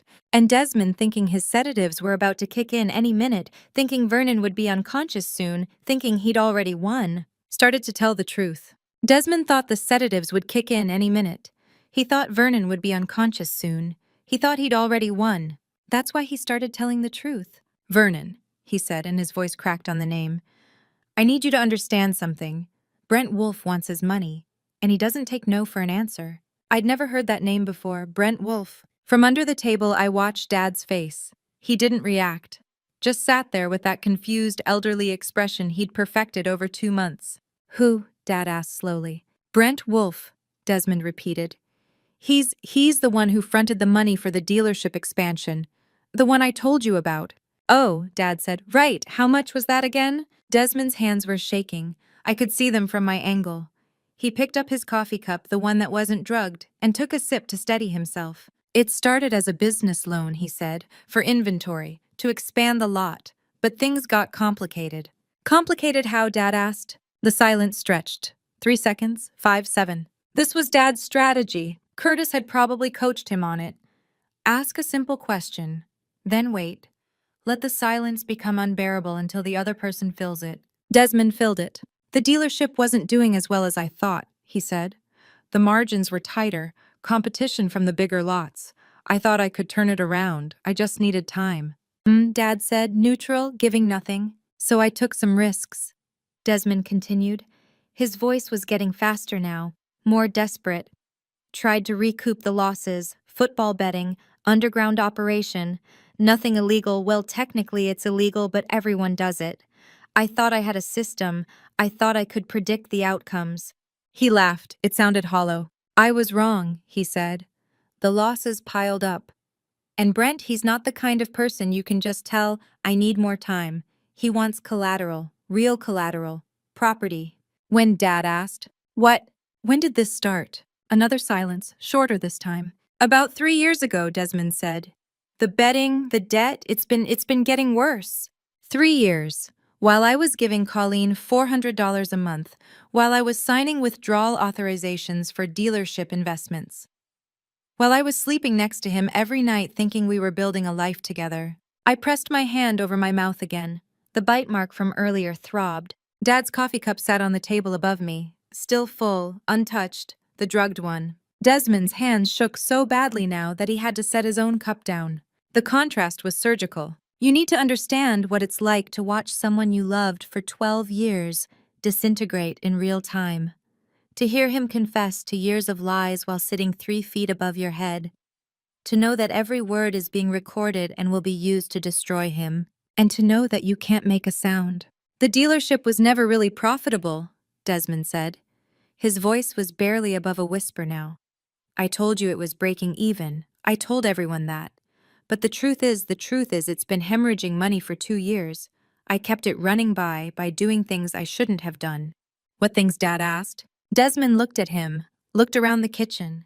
His eyes passed right over the spot where I was hidden. Then he said it. Money laundering. 2 words, dropped like stones. For Brent, Dad asked. Yeah, Desmond said. He needed a way to clean cash from his other operations, gambling, loan sharking, other stuff I don't ask about. The dealership was perfect. Fake car sales, inflated invoices, paper buyers who don't exist. I'd report the sales, wash the money through the business accounts, pay myself a percentage. He was confessing to federal crimes, on recording, in my father's kitchen. But then the IRS started looking closer at the dealership's numbers. Desmond continued. Too many sales that didn't match up with inventory movement. I had to shut it down, stop the operation, and when I did, he stopped, swallowed. Brent wanted his money back, all of it, plus interest, plus penalties for stopping the operation without his permission. Before I tell you the exact amount he confessed to, are you still with me? Comment. A, if you think the debt was manageable, or B, if it was catastrophic, and add one short reason why. Because what comes next is the number that breaks everything. Quick note. Some details ahead include fictionalized elements for narrative impact, but the core truth remains. How much, Dad asked. Desmond's voice dropped to barely audible. 150,000. The number hung in the air. Dad didn't react, just sat there, waiting. I don't have it, Desmond said. I don't have anything close to it. The dealership's failing. My credit's maxed. The truck's already mortgaged. Leora doesn't know about that. I've been intercepting the bank letters for a year. A year. Every morning at 6:47, checking the mail before I woke up. The only asset large enough is your house, Desmond said. It's worth 525,000. If I can transfer it to Brent's organization, he'll consider the debt paid. I'd be clear. I'd be safe. Safe. He said it like it mattered, like his safety was the priority. Dad's silence stretched again. Longer this time. 10 seconds, 15. I've been lying to Leora for over a year, Desmond said, filling the void. About everything. The money, the dealership, the debt. The house has always been the target. It's the only thing valuable enough. The only way out. He was crying now, actual tears. I forged documents, he said. Fake lost property registration. Offshore accounts to hide the transfers. I've been planning this for months. Years, really. Since I married her. I knew the house would be there eventually. I just had to wait. Since he married me. The words cut through everything else. Dad let the silence sit for 20 full seconds. Then he spoke. His voice was different now, still confused, still elderly, but with something sharp underneath. So what about Leora? He asked. What are you going to do with her? The question hung in the air. Desmond's face went white. Above me, the old radio on the counter continued recording. Every word, every confession, every crime. So what about Leora? Dad asked. What are you going to do with her? Desmond's mouth opened, closed, opened again. 2 full seconds of silence that stretched like hours under Vernon's kitchen table. Then he spoke, and his voice was completely different. All the smoothness gone, all the charm, all the warmth I'd heard for 12 years. Just cold truth. Leora was never the plan, he said. The plan was always the house. 7 words that rewrote 12 years of marriage. I counted 3 seconds before I bit my hand again. Hard enough that the earlier wound opened. Blood on my teeth. 3 seconds where I had to choose between screaming and destroying everything Dad had built, or staying silent and letting those words sit in the air like poison. I chose silence. Above me, Dad didn't move, didn't speak, just sat there. The silence did what it was supposed to do. Desmond started filling it. I mean, he said quickly, I didn't mean it like that. I'm under so much pressure, I'm not thinking straight, I'm talking nonsense. His voice was scrambling now, trying to claw back what he'd just said. I love Leora, he said. Of course I love her. We've been married 12 years. I just meant the house is the solution to the financial problem. That's all. The house fixes everything. It saves us. Us. Like I was part of his plan. Like I'd agreed to any of this. Dad still didn't speak. The silence stretched. 5 seconds, 10. And then Desmond, in his desperation to fill the void, delivered the final blow. Look, Vernon, he said, and his voice shifted again. Harder now. More honest. I've given 12 years to this marriage, 12 years of sacrifice, 12 years with a boring wife who only knows how to count money, who doesn't understand risk, who doesn't understand that sometimes you have to gamble to win. The house, your house, that's what I earned. That's what 12 years of endurance bought me. I felt something break inside my chest, not my heart, that had already broken. Something else. Something like the last thread of hope that maybe I'd misunderstood. Maybe there was an explanation. Maybe the man I'd loved was still in there somewhere. That thread snapped, and I knew with absolute certainty that the man I'd married had never existed. Dad stood up slowly from his chair. I heard his knees creak, heard his footsteps move toward the kitchen counter. Vernon, Desmond's voice had uncertainty in it now. Are you okay? Dad didn't answer. I watched his feet move to the counter, stop, turn. Then his hand, his weathered mechanic's hand that had fixed 10,000 broken things, pointed at the old radio. You just said it all, Dad said quietly. The radio's red recording light blinked once. I saw it from floor level, tiny crimson pulse that meant every word was captured. Desmond went very still. What, he said? But his voice knew, his body knew. He stood up, took a step toward the kitchen, looked at the radio, then looked down. Directly at the gap between the tablecloth and the floor, directly at me. Our eyes met. For one heartbeat, our entire marriage flashed across his face.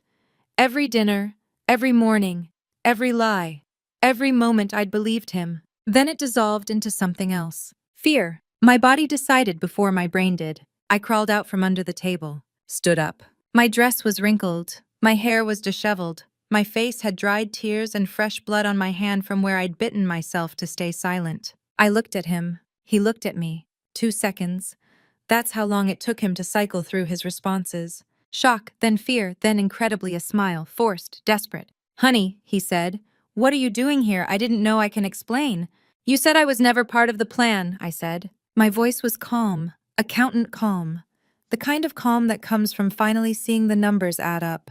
My plan is just beginning now. The front door opened. Curtis Lowe walked in, 65 years old, retired NYPD, Dad's oldest friend. He looked at Desmond with eyes that had seen 30 years of criminals try to talk their way out of corners. Son, Curtis said, his voice carrying the weight of 3 decades in law enforcement. I was standing outside that door before you even rang the bell. He walked into the kitchen, stood next to Dad, looked at the radio. That old thing, Curtis said, almost conversationally. Been on that counter since 1998, hasn't it, Vernon? 1998, Dad confirmed. Funny thing about old radios, Curtis continued, looking at Desmond. Nobody ever looks twice at them. Been in the same spot so long they're invisible. He reached behind it, pulled out a small digital recording device connected by a thin wire. This, on the other hand, Curtis said, holding it up, is very new. Professional grade, voice activated, battery good for 48 hours, and it's been recording you from the first moment you walked into this house. Desmond's face drained of all color. You, he started. Everything, Curtis said. The zolpidem you dropped in Vernon's coffee, the confession about Brent Wolfe, the money laundering, the fake property registration, the forged documents, the admission that you married Leora to get access to this house. Curtis looked at the device in his hand. New York is a one-party consent state, he said. Vernon can legally record any conversation in his own home, especially when documenting a crime being committed against him. This recording will stand up in court, all of it. Desmond looked at Dad, at Curtis, at me, at the radio. The trap had been set 2 months ago. The recording device installed 3 weeks ago. The performance perfected over 60 days of pretending to decline. And he'd walked right into it. The drugged coffee is still on the counter, Curtis said. We'll get that tested. Add attempted assault to the list. The forged psychiatric evaluation you showed Vernon 3 weeks ago, we have a copy of that too. Floyd Ashford across the street has been documenting every one of your visits in his neighborhood notebook for 2 years. Dates, times. That phone call you made in the driveway to Brent Wolfe on December 15th. Curtis put the recording device in his pocket. The trap wasn't set tonight, son, he said. It was set the day you snatched that quitclaim deed back from Vernon's hand. The day Vernon decided you weren't just a thief. You were dangerous. Desmond stood there, surrounded, cornered. The hunter had become the hunted. And the recording, every word, every confession, every betrayal existed. Legal, admissible, permanent. The recording captured everything. Desmond stood cornered, legal evidence of attempted assault, fraud, forgery, money laundering. He should have been terrified. Instead, he lifted his head and smiled. Not the warm smile I'd known for 12 years. Not the charming one he used on clients. Something else. Something bitter and sharp. You know what, he said, looking directly at me. Fine. You heard it all. The truth is out. He straightened his shoulders, adjusted his collar. But let me tell you something else while we're being honest, he said. That house does deserve to belong to me, because I earned it. 12 years. 12 years of sacrificing. 12 years of enduring a boring marriage with a woman who only knows how to count money. Who doesn't take risks. Who doesn't understand that life requires more than spreadsheets and caution. He looked at Dad, at Curtis, back at me. I gave 12 years to this family, he said. To her, to this. That house is what I'm owed for putting up with mediocrity. I stood there looking at him. I didn't react, didn't flinch, didn't cry, because I'd already heard worse tonight. Already heard him say I was never the plan. Already watched him try to drug my father. This was just noise. Dad didn't react either. Just sat in his chair with that same calm expression. But Curtis moved. He reached into his jacket pocket, pulled out his phone, set it on the kitchen table face up. That's interesting, Curtis said, his voice still carrying that cop flatness. Because what I heard on that recording was confession to multiple felonies, elder financial abuse, attempted drugging of a senior citizen, fraud, money laundering, conspiracy with a known organized crime figure. He picked up the phone, started scrolling. This number, Curtis said, showing the screen to Desmond, is the State Department of Justice Elder Abuse Hotline. I can call it right now. They'll have officers here within 30 minutes, or... He looked at Desmond. You can leave. Get in your car, drive away, and turn yourself in tomorrow morning at the Westchester County Courthouse. Your choice. For the first time in 12 years, I saw actual fear on Desmond's face. Not stress, not worry, not the controlled panic I'd seen when he talked about Brent Wolfe. Real fear. The kind that comes from knowing you've run out of moves. He looked at the phone in Curtis's hand. At the recording device still sitting on the counter. At the drugged coffee cup. At me. At Dad. 4 witnesses. Recorded confession. Physical evidence. No way out. He made his choice. Desmond grabbed his coat from the chair. Didn't put it on. Just clutched it in his fist. He walked to the front door. Fast. Not running but close. Shoved it open. The door hit the wall. Hard. A paint chip spiraled to the floor, tiny white fragment of a marriage that just ended. His footsteps thundered down the porch steps. 3 stairs, 4, 5. I heard him hit the sidewalk, heard his car door open, slam shut. The engine roared, tires squealed, then silence. Curtis walked to the door, locked it, slid the chain into place. He won't be back tonight, he said. Dad nodded, slowly, like he was very tired. Thank you, Dad said to Curtis. Curtis just squeezed his shoulder.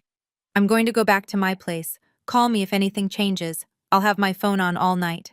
He left through the back door, more discreet. Floyd Ashford across the street had probably seen enough for one evening.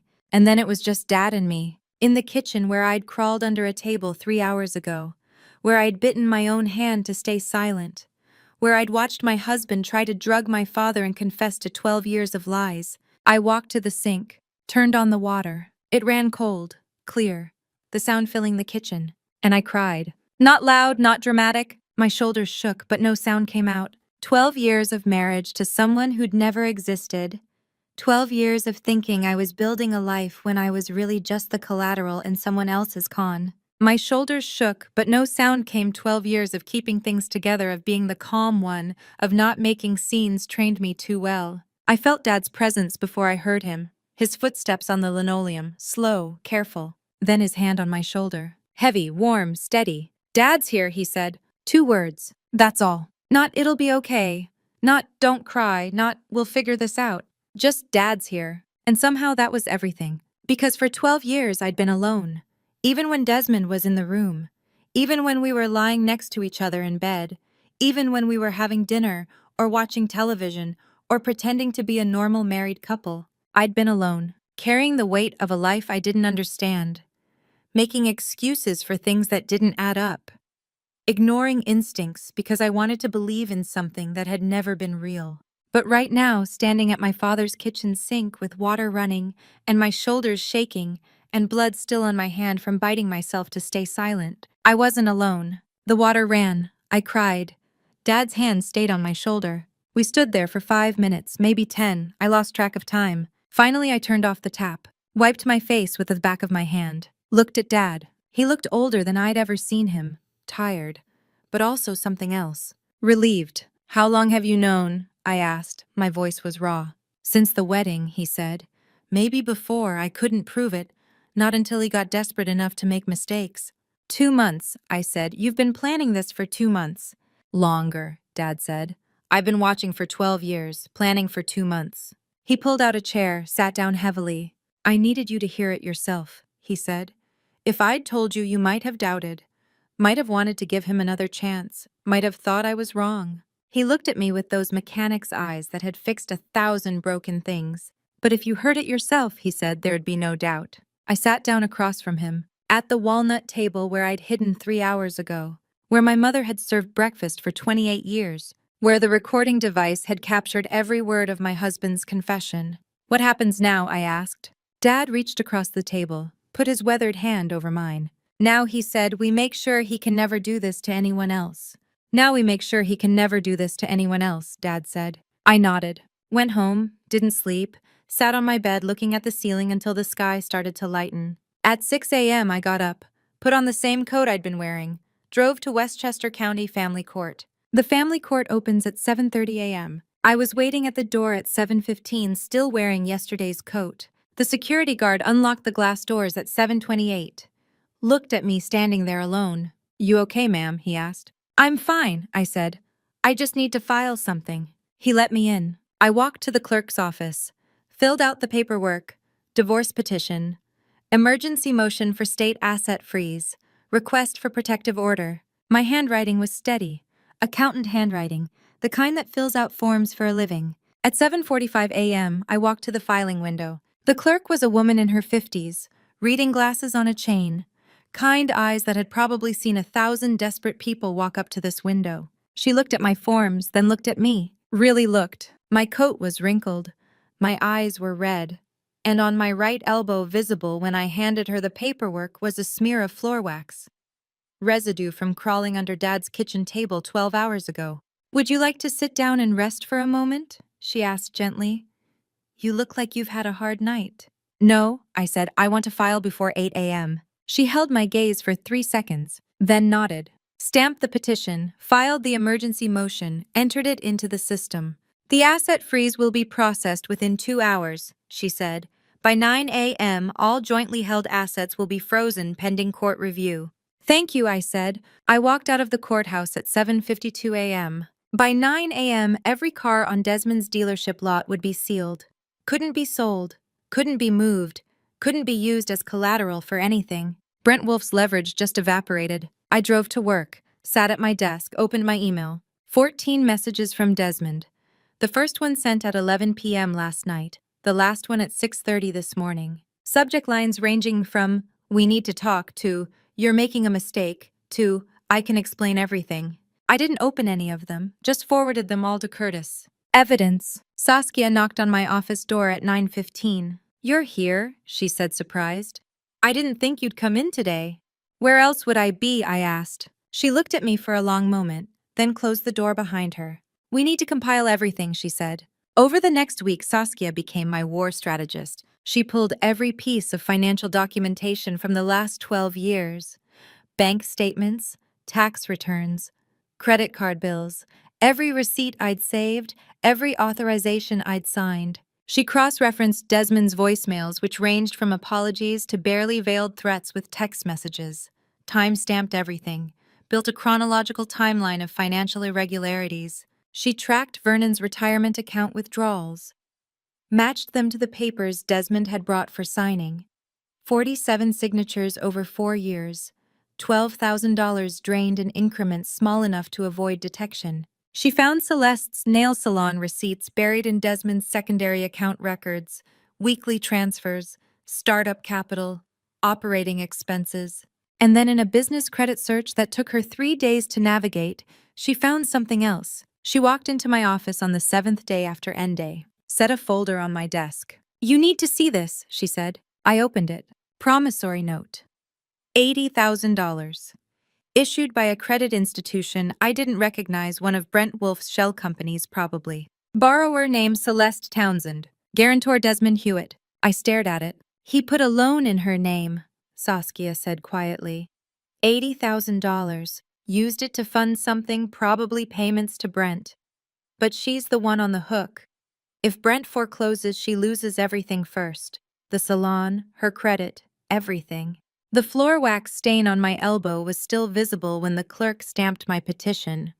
12 hours after hiding under a table, I was filing paperwork that would freeze my husband's assets and begin the legal process of destroying him. $80,000. The number made Saskia go silent for 3 full seconds. Because that's what Desmond did. He didn't just use people, he set them up to take the fall. Colleen with her sympathy fraud. Me with my signature on withdrawals I didn't understand. Vernon with papers he thought were HOA updates. And Celeste, the mistress. I'd discovered 3 weeks ago. The woman whose nail salon I'd funded without knowing it. She was just another liability shield. Another person positioned between Desmond and consequences. "He's using her," I said. "Yeah," Saskia said. "And she probably doesn't even know. If she defaults on this loan, Brent Wolf comes after her first. Desmond walks away clean." I looked at the promissory note, at Celeste's signature, at the date March 2023, right when the nail salon opened. Right when Desmond told me he was investing in dealership expansion. My $30,000 opened her business. Brent Wolf's $80,000 put a noose around her neck, and Desmond stood in the middle, using both of us as shields. "Her nail salon address," I said. "Do you have it?" Saskia looked at me. Her eyes widened slightly. "Yonkers," she said. "Celeste's nail studio. Why?" "Because she needs to know what he did to her," I said. "Before Brent Wolf comes calling." "You're going to talk to her?" Saskia asked. I picked up the promissory note. $80,000. Celeste's name. Desmond's guarantee. "I'm going to show her this," I said. "And then I'm going to ask her if she wants to be a victim or a witness." Saskia was quiet for a moment. Then she smiled. It wasn't a happy smile.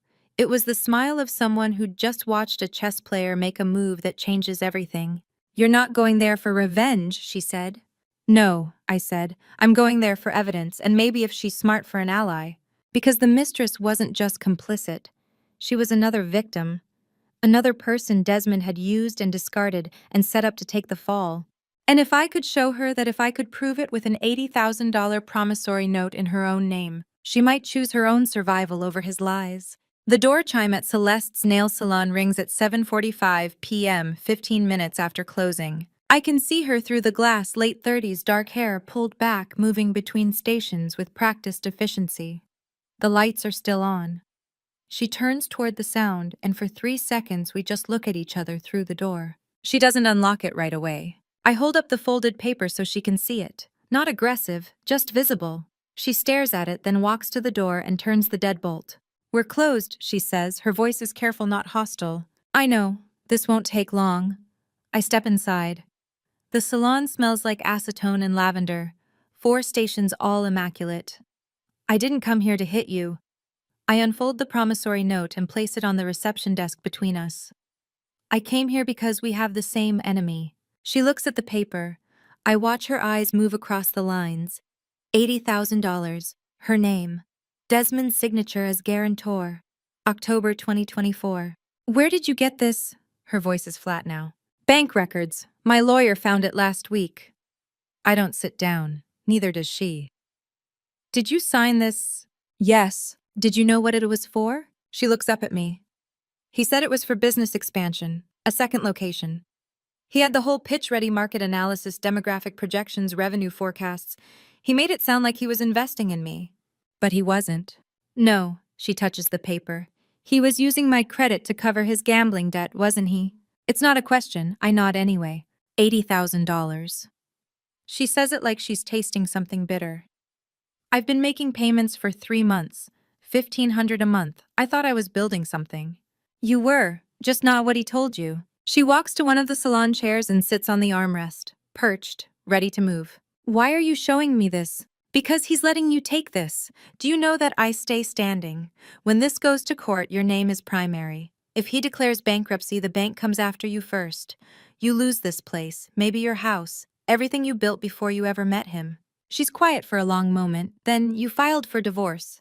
2 weeks ago. He told me he was going to divorce you this year. She looks at me directly. He had a whole timeline. April, he said. After tax season. Something cold moves through my chest. I know, and I did it 2 weeks before him. She almost smiles, not quite. How much does he owe? 150,000. That we know about. I move closer. There's a man named Brent Wolfe. He runs a card game in White Plains. Desmond's been going there for years. Years, she repeats it softly. Since before he met you. Before he met me. I pull out my phone and show her the photo Curtis took Desmond walking into that warehouse on Commerce Street December 1st. We have recordings, bank records, testimony from my father's pension company. Desmond's good at this. He's been doing it for years, but he got sloppy. She studies the photo. What do you want from me? I don't want anything. I'm offering you something. Which is a way out. I put the phone away. Right now, you're collateral damage. You're the mistress who got scammed, and when this goes public, that's the only story people will hear.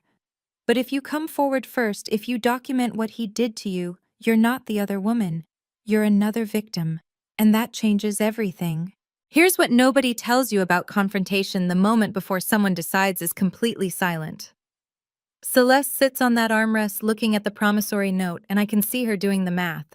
Not emotional math, financial math, survival math. He told me you were controlling, she says finally, that you monitored all his accounts, that you wouldn't let him make decisions without your approval. He made it sound like you were the reason he needed space. I monitored the accounts because he kept draining them. I tracked his decisions because he kept lying about where the money went. I sit down now in the chair across from her. He's really good at making you feel like the problem is you. She nods slowly. Yeah, he is. Do you love him? The question comes out before I can stop it. Too personal, too raw. But she doesn't flinch. I don't know what I felt, but I know what I feel now. She looks at me. Used. Good, because we can use that. She stands and walks to the reception desk, picks up the promissory note, and reads it again more carefully. When she looks up, something has shifted in her face. Not guilt, not shame, calculation. I need to see your lawyer, she says. I pull out Saskia's card and hand it to her. She passed the bar 2 years ago. Accounting was always the day job. She's expecting your call. Tell her I sent you. She'll walk you through everything: what to document, what to preserve, how to protect yourself when this goes public. And it will go public. When? The preliminary hearing is in 6 weeks, April 3rd. Judge Thornton. Desmond's lawyer is good, but he's working with incomplete information. He doesn't know about you yet. I gesture to the promissory note in her hand. When my lawyer introduces you as a witness, not just a mistress, that changes the entire narrative. Celeste folds the paper carefully and slips it into her pocket. What if I said no? What if I just walked away? Then you're out $80,000, and Desmond gets to tell the story where you were complicit, where you knew what was happening and helped him. Is that the story you want? No? Then call Saskia tomorrow before you change your mind. I stand and head for the door. My hand is on the handle when she speaks again. Why are you helping me? I turn back. I'm not helping you, I'm helping me. But it turns out those two things look the same right now. She almost smiles again. This time it reaches her eyes. You're scarier than he said. Good. I walk out into the January cold. The door chime rings behind me. Through the glass, I see her pull out her phone and look at Saskia's card. She's already dialing. Two women who should be enemies. One predator who made that mistake. In the car, I text Saskia she's calling tomorrow. Be ready. The response comes 30 seconds later, already am. Judge Gail Thornton enters at 9:47 a.m. and the courtroom rises as one. She's maybe 60 sharp-eyed, wearing reading glasses on a chain around her neck. She doesn't smile. She doesn't need to. She moves like someone who has heard every lie and learned to measure truth by weight instead of volume. When she sits, we sit. When she looks at the case file in front of her, the whole room holds its breath. Saskia is to my left. Curtis is 2 rows behind me. Dad stayed home. He offered to come, but I told him he'd already done enough. Across the aisle, Desmond sits next to Keith Sinclair, his defense attorney. Sinclair is 50-something, gray suit, expensive watch, the kind of lawyer who bills by the quarter hour and makes you feel it. He shuffles papers like a card sharp, warming up. Judge Thornton adjusts her glasses. Counsel, we're here for the matter of Brennan versus Hewitt. Dissolution of marriage, division of assets, fraud allegations. I've reviewed the initial filings. Mr. Sinclair, you filed a motion to suppress certain evidence. Let's address that first. Sinclair stands. Yes, Your Honor. The plaintiff has submitted an audio recording allegedly made in December of last year. This recording violates my client's privacy rights and was illegally collected. We move to have it excluded from evidence. Saskia stands. Your Honor. The recording was made by Vernon Brennan in his own home under New York's one-party consent law. Mr. Brennan is the victim of attempted financial elder abuse. He had every legal right to document conversations in his own kitchen. The recording was made without my client's knowledge or consent. Sinclair counters. It's a clear violation. Counsel? Judge Thornton's voice doesn't rise, but it cuts clean through. She leans forward slightly. Are you telling me that a 64-year-old retired man cannot record a conversation in his own kitchen? Sinclair hesitates, just for a second, but it's enough. Your Honor, the circumstances. The circumstances are that your client entered Mr. Brennan's home and attempted to manipulate him into signing away property while he was allegedly cognitively impaired. Is that your defense? We dispute the characterization. I'm sure you do. Judge Thornton picks up a sheet of paper and reads it. Then she sets it down and looks directly at Sinclair. Motion denied. The recording is admissible. New York is a one-party consent state, and Mr. Brennan was that party. If your client didn't want to be recorded attempting to defraud a senior citizen, perhaps he shouldn't have attempted to defraud a senior citizen. Behind me, I hear Desmond breathing heavily. The judge's stamp hits the paper, one decisive sound that admits the recording and seals Desmond's fate. Saskia plays the audio. The courtroom speakers are better than I expected. Every word is clear. Desmond's voice explaining how Dad just needs to sign the quitclaim deed, how it's just paperwork, how nobody needs to worry. Then Brent Wolf's name, the 150,000, the casual cruelty of Leora was never the plan. When it ends, the silence is so complete I can hear the ventilation system. Judge Thornton makes a note. Mr. Sinclair, does your client wish to dispute the authenticity of this recording? Sinclair glances at Desmond. Desmond's face is blank. No, Your Honor. Good, let's move on. I understand there's a second witness. Saskia nods. Yes, Your Honor, we call Celeste Townsend. Celeste walks to the witness chair. She's dressed simply, navy blouse, black pants, no jewelry except small earrings. She takes the oath without hesitation. When she sits, she looks straight ahead, not at Desmond, not at me. Saskia walks her through it. The salon, the relationship, the business expansion pitch, the $80,000 promissory note she signed in October 3 months before end day. How Desmond told her it was an investment. How she found out later it was covering his gambling debt. How he promised to divorce me in April. How I filed in January instead. Did you know Mr. Hewitt was married when you began the relationship? Saskia asks. Yes, Celeste says. He told me the marriage was over, that it was just paperwork. And the $80,000. Did you consent to that loan being taken in your name? I signed the papers, but I didn't know what they were really for. He lied about the purpose. He lied about everything. Sinclair cross-examines, but his heart isn't in it. Celeste doesn't break. She doesn't cry. She just states facts one after another until there's nothing left to argue. Judge Thornton makes more notes, then she looks up. Here's what I see, she says. Mr. Hewitt systematically defrauded multiple parties, his wife, his father-in-law, Ms. Townsend, and likely others. He used marriage as a vehicle for financial access, falsified documents, withdrew pension funds without authorization, and attempted to manipulate a senior citizen into signing away property. The evidence is overwhelming. The audio recording is damning. The financial records are conclusive. She pauses. The marital home at 47 Maple Ridge Drive, valued at $525,000, is awarded to the plaintiff. Mr. Brennan's suburban property remains under his sole ownership. The promissory note in Ms. Townsend's name is declared invalid due to fraud in the inducement. Any claims by third parties, including Mr. Brent Wolfe, are dismissed. Mr. Hewitt is ordered to pay all court costs and legal fees. I don't look at Desmond when the verdict is read. There's nothing left to see. Judge Thornton stands. We stand. She leaves. The courtroom starts to breathe again. Saskia squeezes my arm. You did it. I nod. I can't speak yet. Curtis meets me in the hallway. Your dad's going to want to hear this. I know. I walk outside into April sunlight.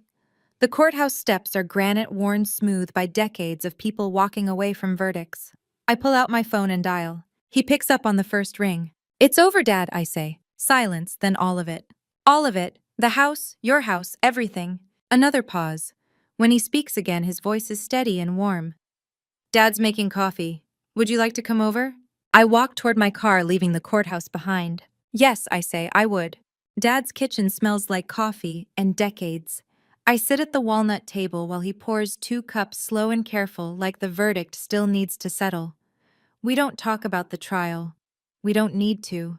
He hands me a mug, sits across from me, and we drink in silence that feels like winning. That was April. 6 months after the trial, Saskia calls to tell me Desmond is working at a used car junkyard 2 states away. Someone saw him there stripping parts off a rusted Chevy, wearing coveralls with someone else's name stitched on the pocket. I thought you'd want to know, she says. I didn't seek this information, I didn't need it. But I listen anyway because closure comes in strange packages. The dominoes fell exactly the way physics predicted. The dealership revoked his license in May, money laundering, fraudulent transactions, failure to maintain fiduciary standards. Brent Wolfe seized the remaining cars in June as partial payment on the debt.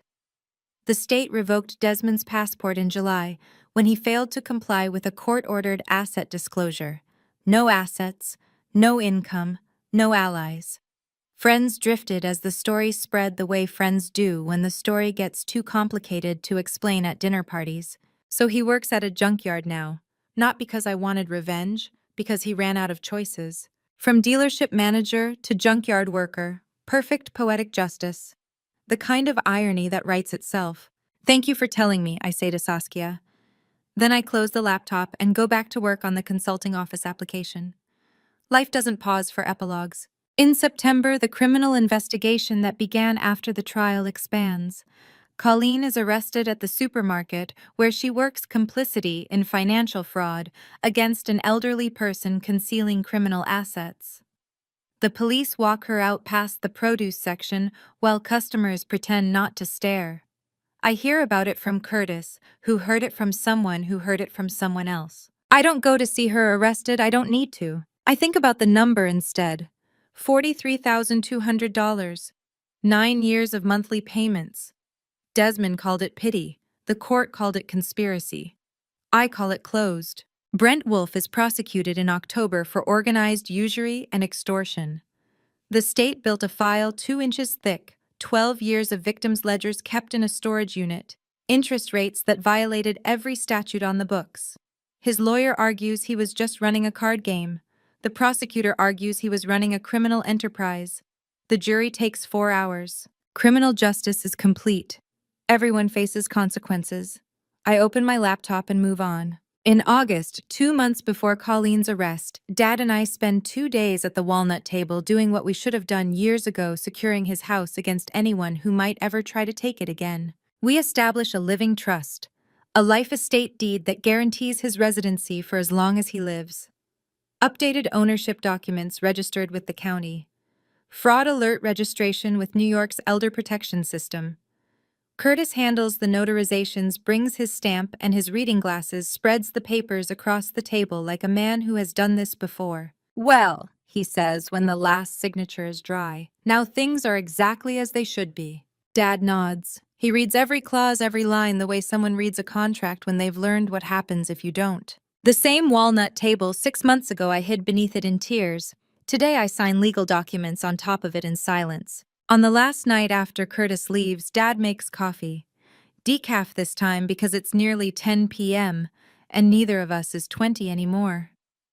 He pours 2 cups and sits down across from me, and the kitchen is quiet, except for the hum of the refrigerator and the ticking of the clock on the wall. I look at the table, really look at it. The grain runs in long, patient lines. There are water rings from decades of coffee mugs, a small gouge near the edge where someone Dad probably dropped a knife 40 years ago. It's just a table, but it held the recording device. It hid me when I needed hiding. It became the place where everything turned. I run my hand across the surface. The wood is cool and smooth.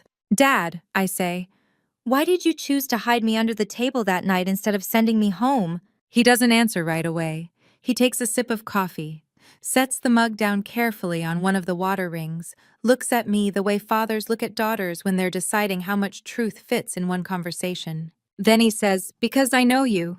I wait for more. There's always more. But he just sits there holding his coffee, looking at me like he said everything that needs saying.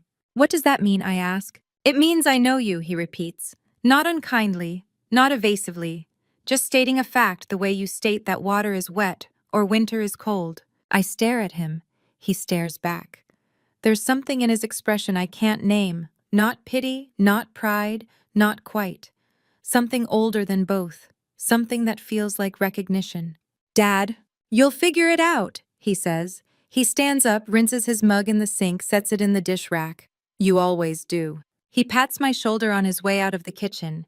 His hand is warm and solid and certain. Then he's gone, and I'm sitting alone at the walnut table with half a cup of decaf and a cryptic answer that sounds like a riddle I'm supposed to already know the solution to. "Because I know you." I look at the spot under the table where I crouched 6 months ago, listening to Desmond's footsteps, my heart hammering so hard I thought he'd hear it. The space looks smaller now, tighter, like something you'd have to fold yourself into, like something you'd only fit inside if you were desperate or determined or both. "Because I know you." I finish my coffee. I don't understand yet, but I will. I spend 3 days thinking about Dad's answer. "Because I know you." The words loop in my head while I'm working, while I'm driving, while I'm making coffee at the counter where he makes coffee. I wait for the explanation to arrive on its own, the way solutions sometimes do when you stop chasing them. It doesn't come. Curtis calls in October with a single question. "Can you meet someone who needs to tell you his story?" "Who?" "Friend of mine, Otis. He's having trouble, I think you'd understand." We meet at a coffee shop on Mamaroneck Avenue. Otis Padilla is 60, maybe 62, with carpenter's hands, thick knuckles, permanent sawdust in the creases, calluses that look like geography. He orders black coffee and sits across from me like a man who's rehearsed this conversation 100 times, but still doesn't know how to start. "Curtis says you help people," he says finally. "I'm starting to," I say. "What happened?" He tells me the story in pieces. 30 years running a carpentry workshop. His daughter married a man who seemed solid. Good job, good manners, showed up on time. 2 years later, the son-in-law convinced Otis to make him a co-owner on the business tax benefits, he said. Succession planning. Then came the loans Otis never signed for. Equipment sold without permission. Contracts redirected. By the time Otis realized what was happening, the workshop belonged to the son-in-law legally, and Otis was working in the business he'd built for 30 years as an hourly employee. "I didn't think I'd tell anyone this story," he says. "But my friend said you might understand." "I understand," I say, "because I sat under a table and heard it all." He looks at me, really looks. "You were there." "I was there." He nods slowly like something just made sense that didn't before. We talk for 2 hours. I explain what worked in my case: documentation, witnesses, legal structures that protect against coercion. I mention Saskia's name. I walk him through the process step by step the way someone should have walked me through it years ago when I first started seeing the pattern, but didn't have a name for it yet. When we're done, he sits back in his chair and exhales like he's been holding his breath since he walked in. This isn't isolated, I say, not a question. A realization arriving in real time. You know other people with similar problems. My wife's friend, he says, lost her house to her nephew. And a guy from my bowling league, his brother-in-law took out a mortgage he didn't know about. I write that down. Not because I need to remember it, because it needs to be written down. Because patterns only become visible when you map them. Otis stands and shakes my hand. His grip is firm the way carpenter's work is firm, built to last, built to hold. His eyes are wet with something that looks like relief. What do I owe you, he asks. Nothing yet, I say. When we're done fixing it, we'll talk about fees. Right now, you just owe me documentation. Everything you can find, contracts, emails, bank statements, bring it all. He nods. Then he leaves and I sit at the table with 2 empty coffee cups and the beginning of something I don't have a name for yet. He refers 3 people to me in the next week. In November, I open the office. Ground floor of a commercial building in White Plains, 2 rooms and a waiting area with a sofa that smells like someone else's furniture, and a coffee maker that came with the lease. I put my name on the door in vinyl letters, Senior Asset Protection Consulting. It sounds official. It sounds like someone who knows what they're doing. Dad shows up at 9 a.m. on opening day. He sits on the sofa, pours himself coffee from the machine that makes terrible coffee, and picks up a 6-month-old magazine about home improvement. You don't have to stay, I say. I know, he says. He doesn't leave. Otis arrives at 10 for his follow-up appointment. We spend an hour going through the documents he brought, contracts, loan papers, emails where the son-in-law promised things he never delivered. It's all there. The whole story written in paper and ink and lies that don't hold up under daylight. Through the glass door, I can see Dad in the waiting room. He's flipping another magazine page, but his eyes aren't on the magazine. They're on me. That look, the one I can't quite name. The one that's been there since the night under the table. The one that isn't pity or pride, but something older than both. Otis leaves at 11. 2 more clients come in the afternoon. Curtis stops by with lunch and stays for 20 minutes talking to Dad about something I can't hear through the glass. When I finish with the last client at 5, I lock the files in the cabinet, turn off the lights, and walk outside. Dad is waiting on the sidewalk. What were you doing sitting there all day, I ask. Drinking coffee, he says. I almost laugh. The coffee here isn't as good as yours. I know, he says. He starts walking toward his car, then stops and turns back. But you need someone sitting there. I stare at him. What? First day, he says. Empty waiting room looks like nobody trusts you yet. Someone sitting there, even if it's just your dad reading old magazines, makes it look like people come here, like you're someone worth waiting for. My throat tightens. I don't trust my voice yet, so I just nod. He pats my shoulder the same way he did in his kitchen a month ago. You did good today. Then he gets in his car and drives away, and I stand on the sidewalk in the November cold, watching his taillights disappear, understanding for the first time what quiet support looks like when it doesn't announce itself. Not elaborate praise, not grand celebration, just Dad making sure my waiting room isn't empty on my first day. Just someone sitting there drinking terrible coffee so I don't have to start alone. That night, standing on the sidewalk after locking up, I finally call Dad to ask the question I've held for months. He picks up on the second ring. Hey, Dad, I say, why didn't you send me home that night instead of hiding me under the table? Silence. Not the uncomfortable kind. The kind that means he's choosing his words carefully the way he always does when the answer matters. Because if I told you, he says finally, you might doubt me. You might think I was exaggerating. You might think I misunderstood. But if you hear it yourself, there's no way you'll doubt anymore. I needed you to be sure, not believe. Be certain. Something in my chest lightens, like a button that's been fastened too tight for years suddenly coming undone. You knew, I say. You knew what I needed wasn't protection, it was proof. I know you, he says. Same words as before, but this time they land different. This time I understand. Thank you, I say. My voice cracks slightly. Thank you for the table. He laughs soft, warm, the sound of a father who just watched his daughter understand something important. Yeah, that table is heavy but very sturdy. I hang up and walk toward my car. There's no hurry, no need to hurry.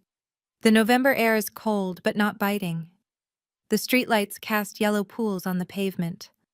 Somewhere nearby, someone's mowing their lawn one last time before winter, and the smell of cut grass mixes with the dampness left over from afternoon rain. White Plains isn't Denver. It's not Manhattan. It's just a normal suburb with normal streets and normal lives happening behind normal windows. And for the first time in 12 years, I'm walking toward myself. Not toward someone who needs me. Not away from someone chasing me. Just me and a life that actually belongs to me. It wasn't loud freedom. It wasn't the kind that announces itself with fireworks or declarations or dramatic gestures. It was the quiet kind. The kind that doesn't need to prove anything because it already knows it's not going anywhere. I unlock the car and sit in the driver's seat for a moment before starting the engine. My phone buzzes. A text from Otis. "Thank you again. My lawyer says we have a strong case." I reply, "Good. Keep documenting everything." Another text, this one from Curtis Hurd. "Opening day went well. Proud of you, kid." I don't reply to that one right away. I just sit with it. Proud of you. 4 words I didn't realize I needed to hear until they arrived. The accounting is complete now, all the numbers balanced, all the debts collected or forgiven. Desmond, the used car manager who stood in Dad's kitchen and said the house rightfully belonged to him, works at a junkyard 2 states over. No dealership, no license, no passport because the court revoked it when he failed to comply with asset disclosure. No property because the judge awarded it all to me. No allies because the story spread and people learned what he was. The Ford F-150. The truck he bought with money stolen from my account, the one he let the bank repossess, rather than make payments, showed up at auction 3 months ago. I bought it back. Not because I needed a truck, not because it was a good deal, because I could. Because it felt like closing a circle that needed closing. Colleen is awaiting trial. The prosecutor's office built a case 2 inches thick, conspiracy to commit financial elder abuse, concealment of criminal assets, accessory after the fact. Her lawyer tried to argue she didn't know what Desmond was doing. The prosecutor played the recorded phone call where she asked him how much longer before the old man signs. The lawyer stopped arguing after that. Brent Wolf is facing 15 years. Organized usury, extortion, racketeering. The state found 12 years of victims, all of them willing to testify. His card game is closed. His warehouse on Commerce Street is empty. Justice moves slow, but it moves. I start the engine. The dashboard lights glow soft green. The radio turns on automatically, some song I don't recognize about second chances and new beginnings. I don't change the station. The greatest irony of all this, the part that would be funny if it weren't so perfectly impossibly appropriate, is that Desmond spent 12 years trying to take everything from me. He took my money, I got it back plus his half. He took my sense of safety. I built it back stronger with better locks and legal protections and a network of people who actually know how to help. He took my father's pension. We recovered it, documented it, used it as evidence that put him exactly where he belongs. He tried to take Dad's house. It's more secure now than it ever was before, wrapped in legal structures that can't be manipulated or coerced, or signed away under pressure. He tried to take my belief in my own judgment. Instead, he gave me proof that my judgment was right all along. That the instinct I ignored for years, the one that said something is wrong here, something doesn't add up, was accurate from the beginning. Every single thing he tried to take, he failed, except one. In the end, the only thing he succeeded in taking was himself out of my life. And that, as it turns out, was the greatest gift he ever gave me. I pull out of the parking lot and drive toward home.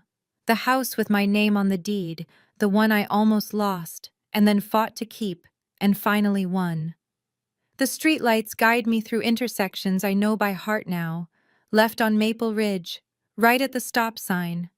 Home. The walnut table taught me something Dad knew all along: certainty is worth more than comfort. Proof is worth more than promises. And sometimes the best gift someone can give you is the motivation to save yourself. I park in the driveway. The porch light is on. Inside there's coffee I'll make in the morning, files I'll review, clients I'll help because I know exactly what they're going through.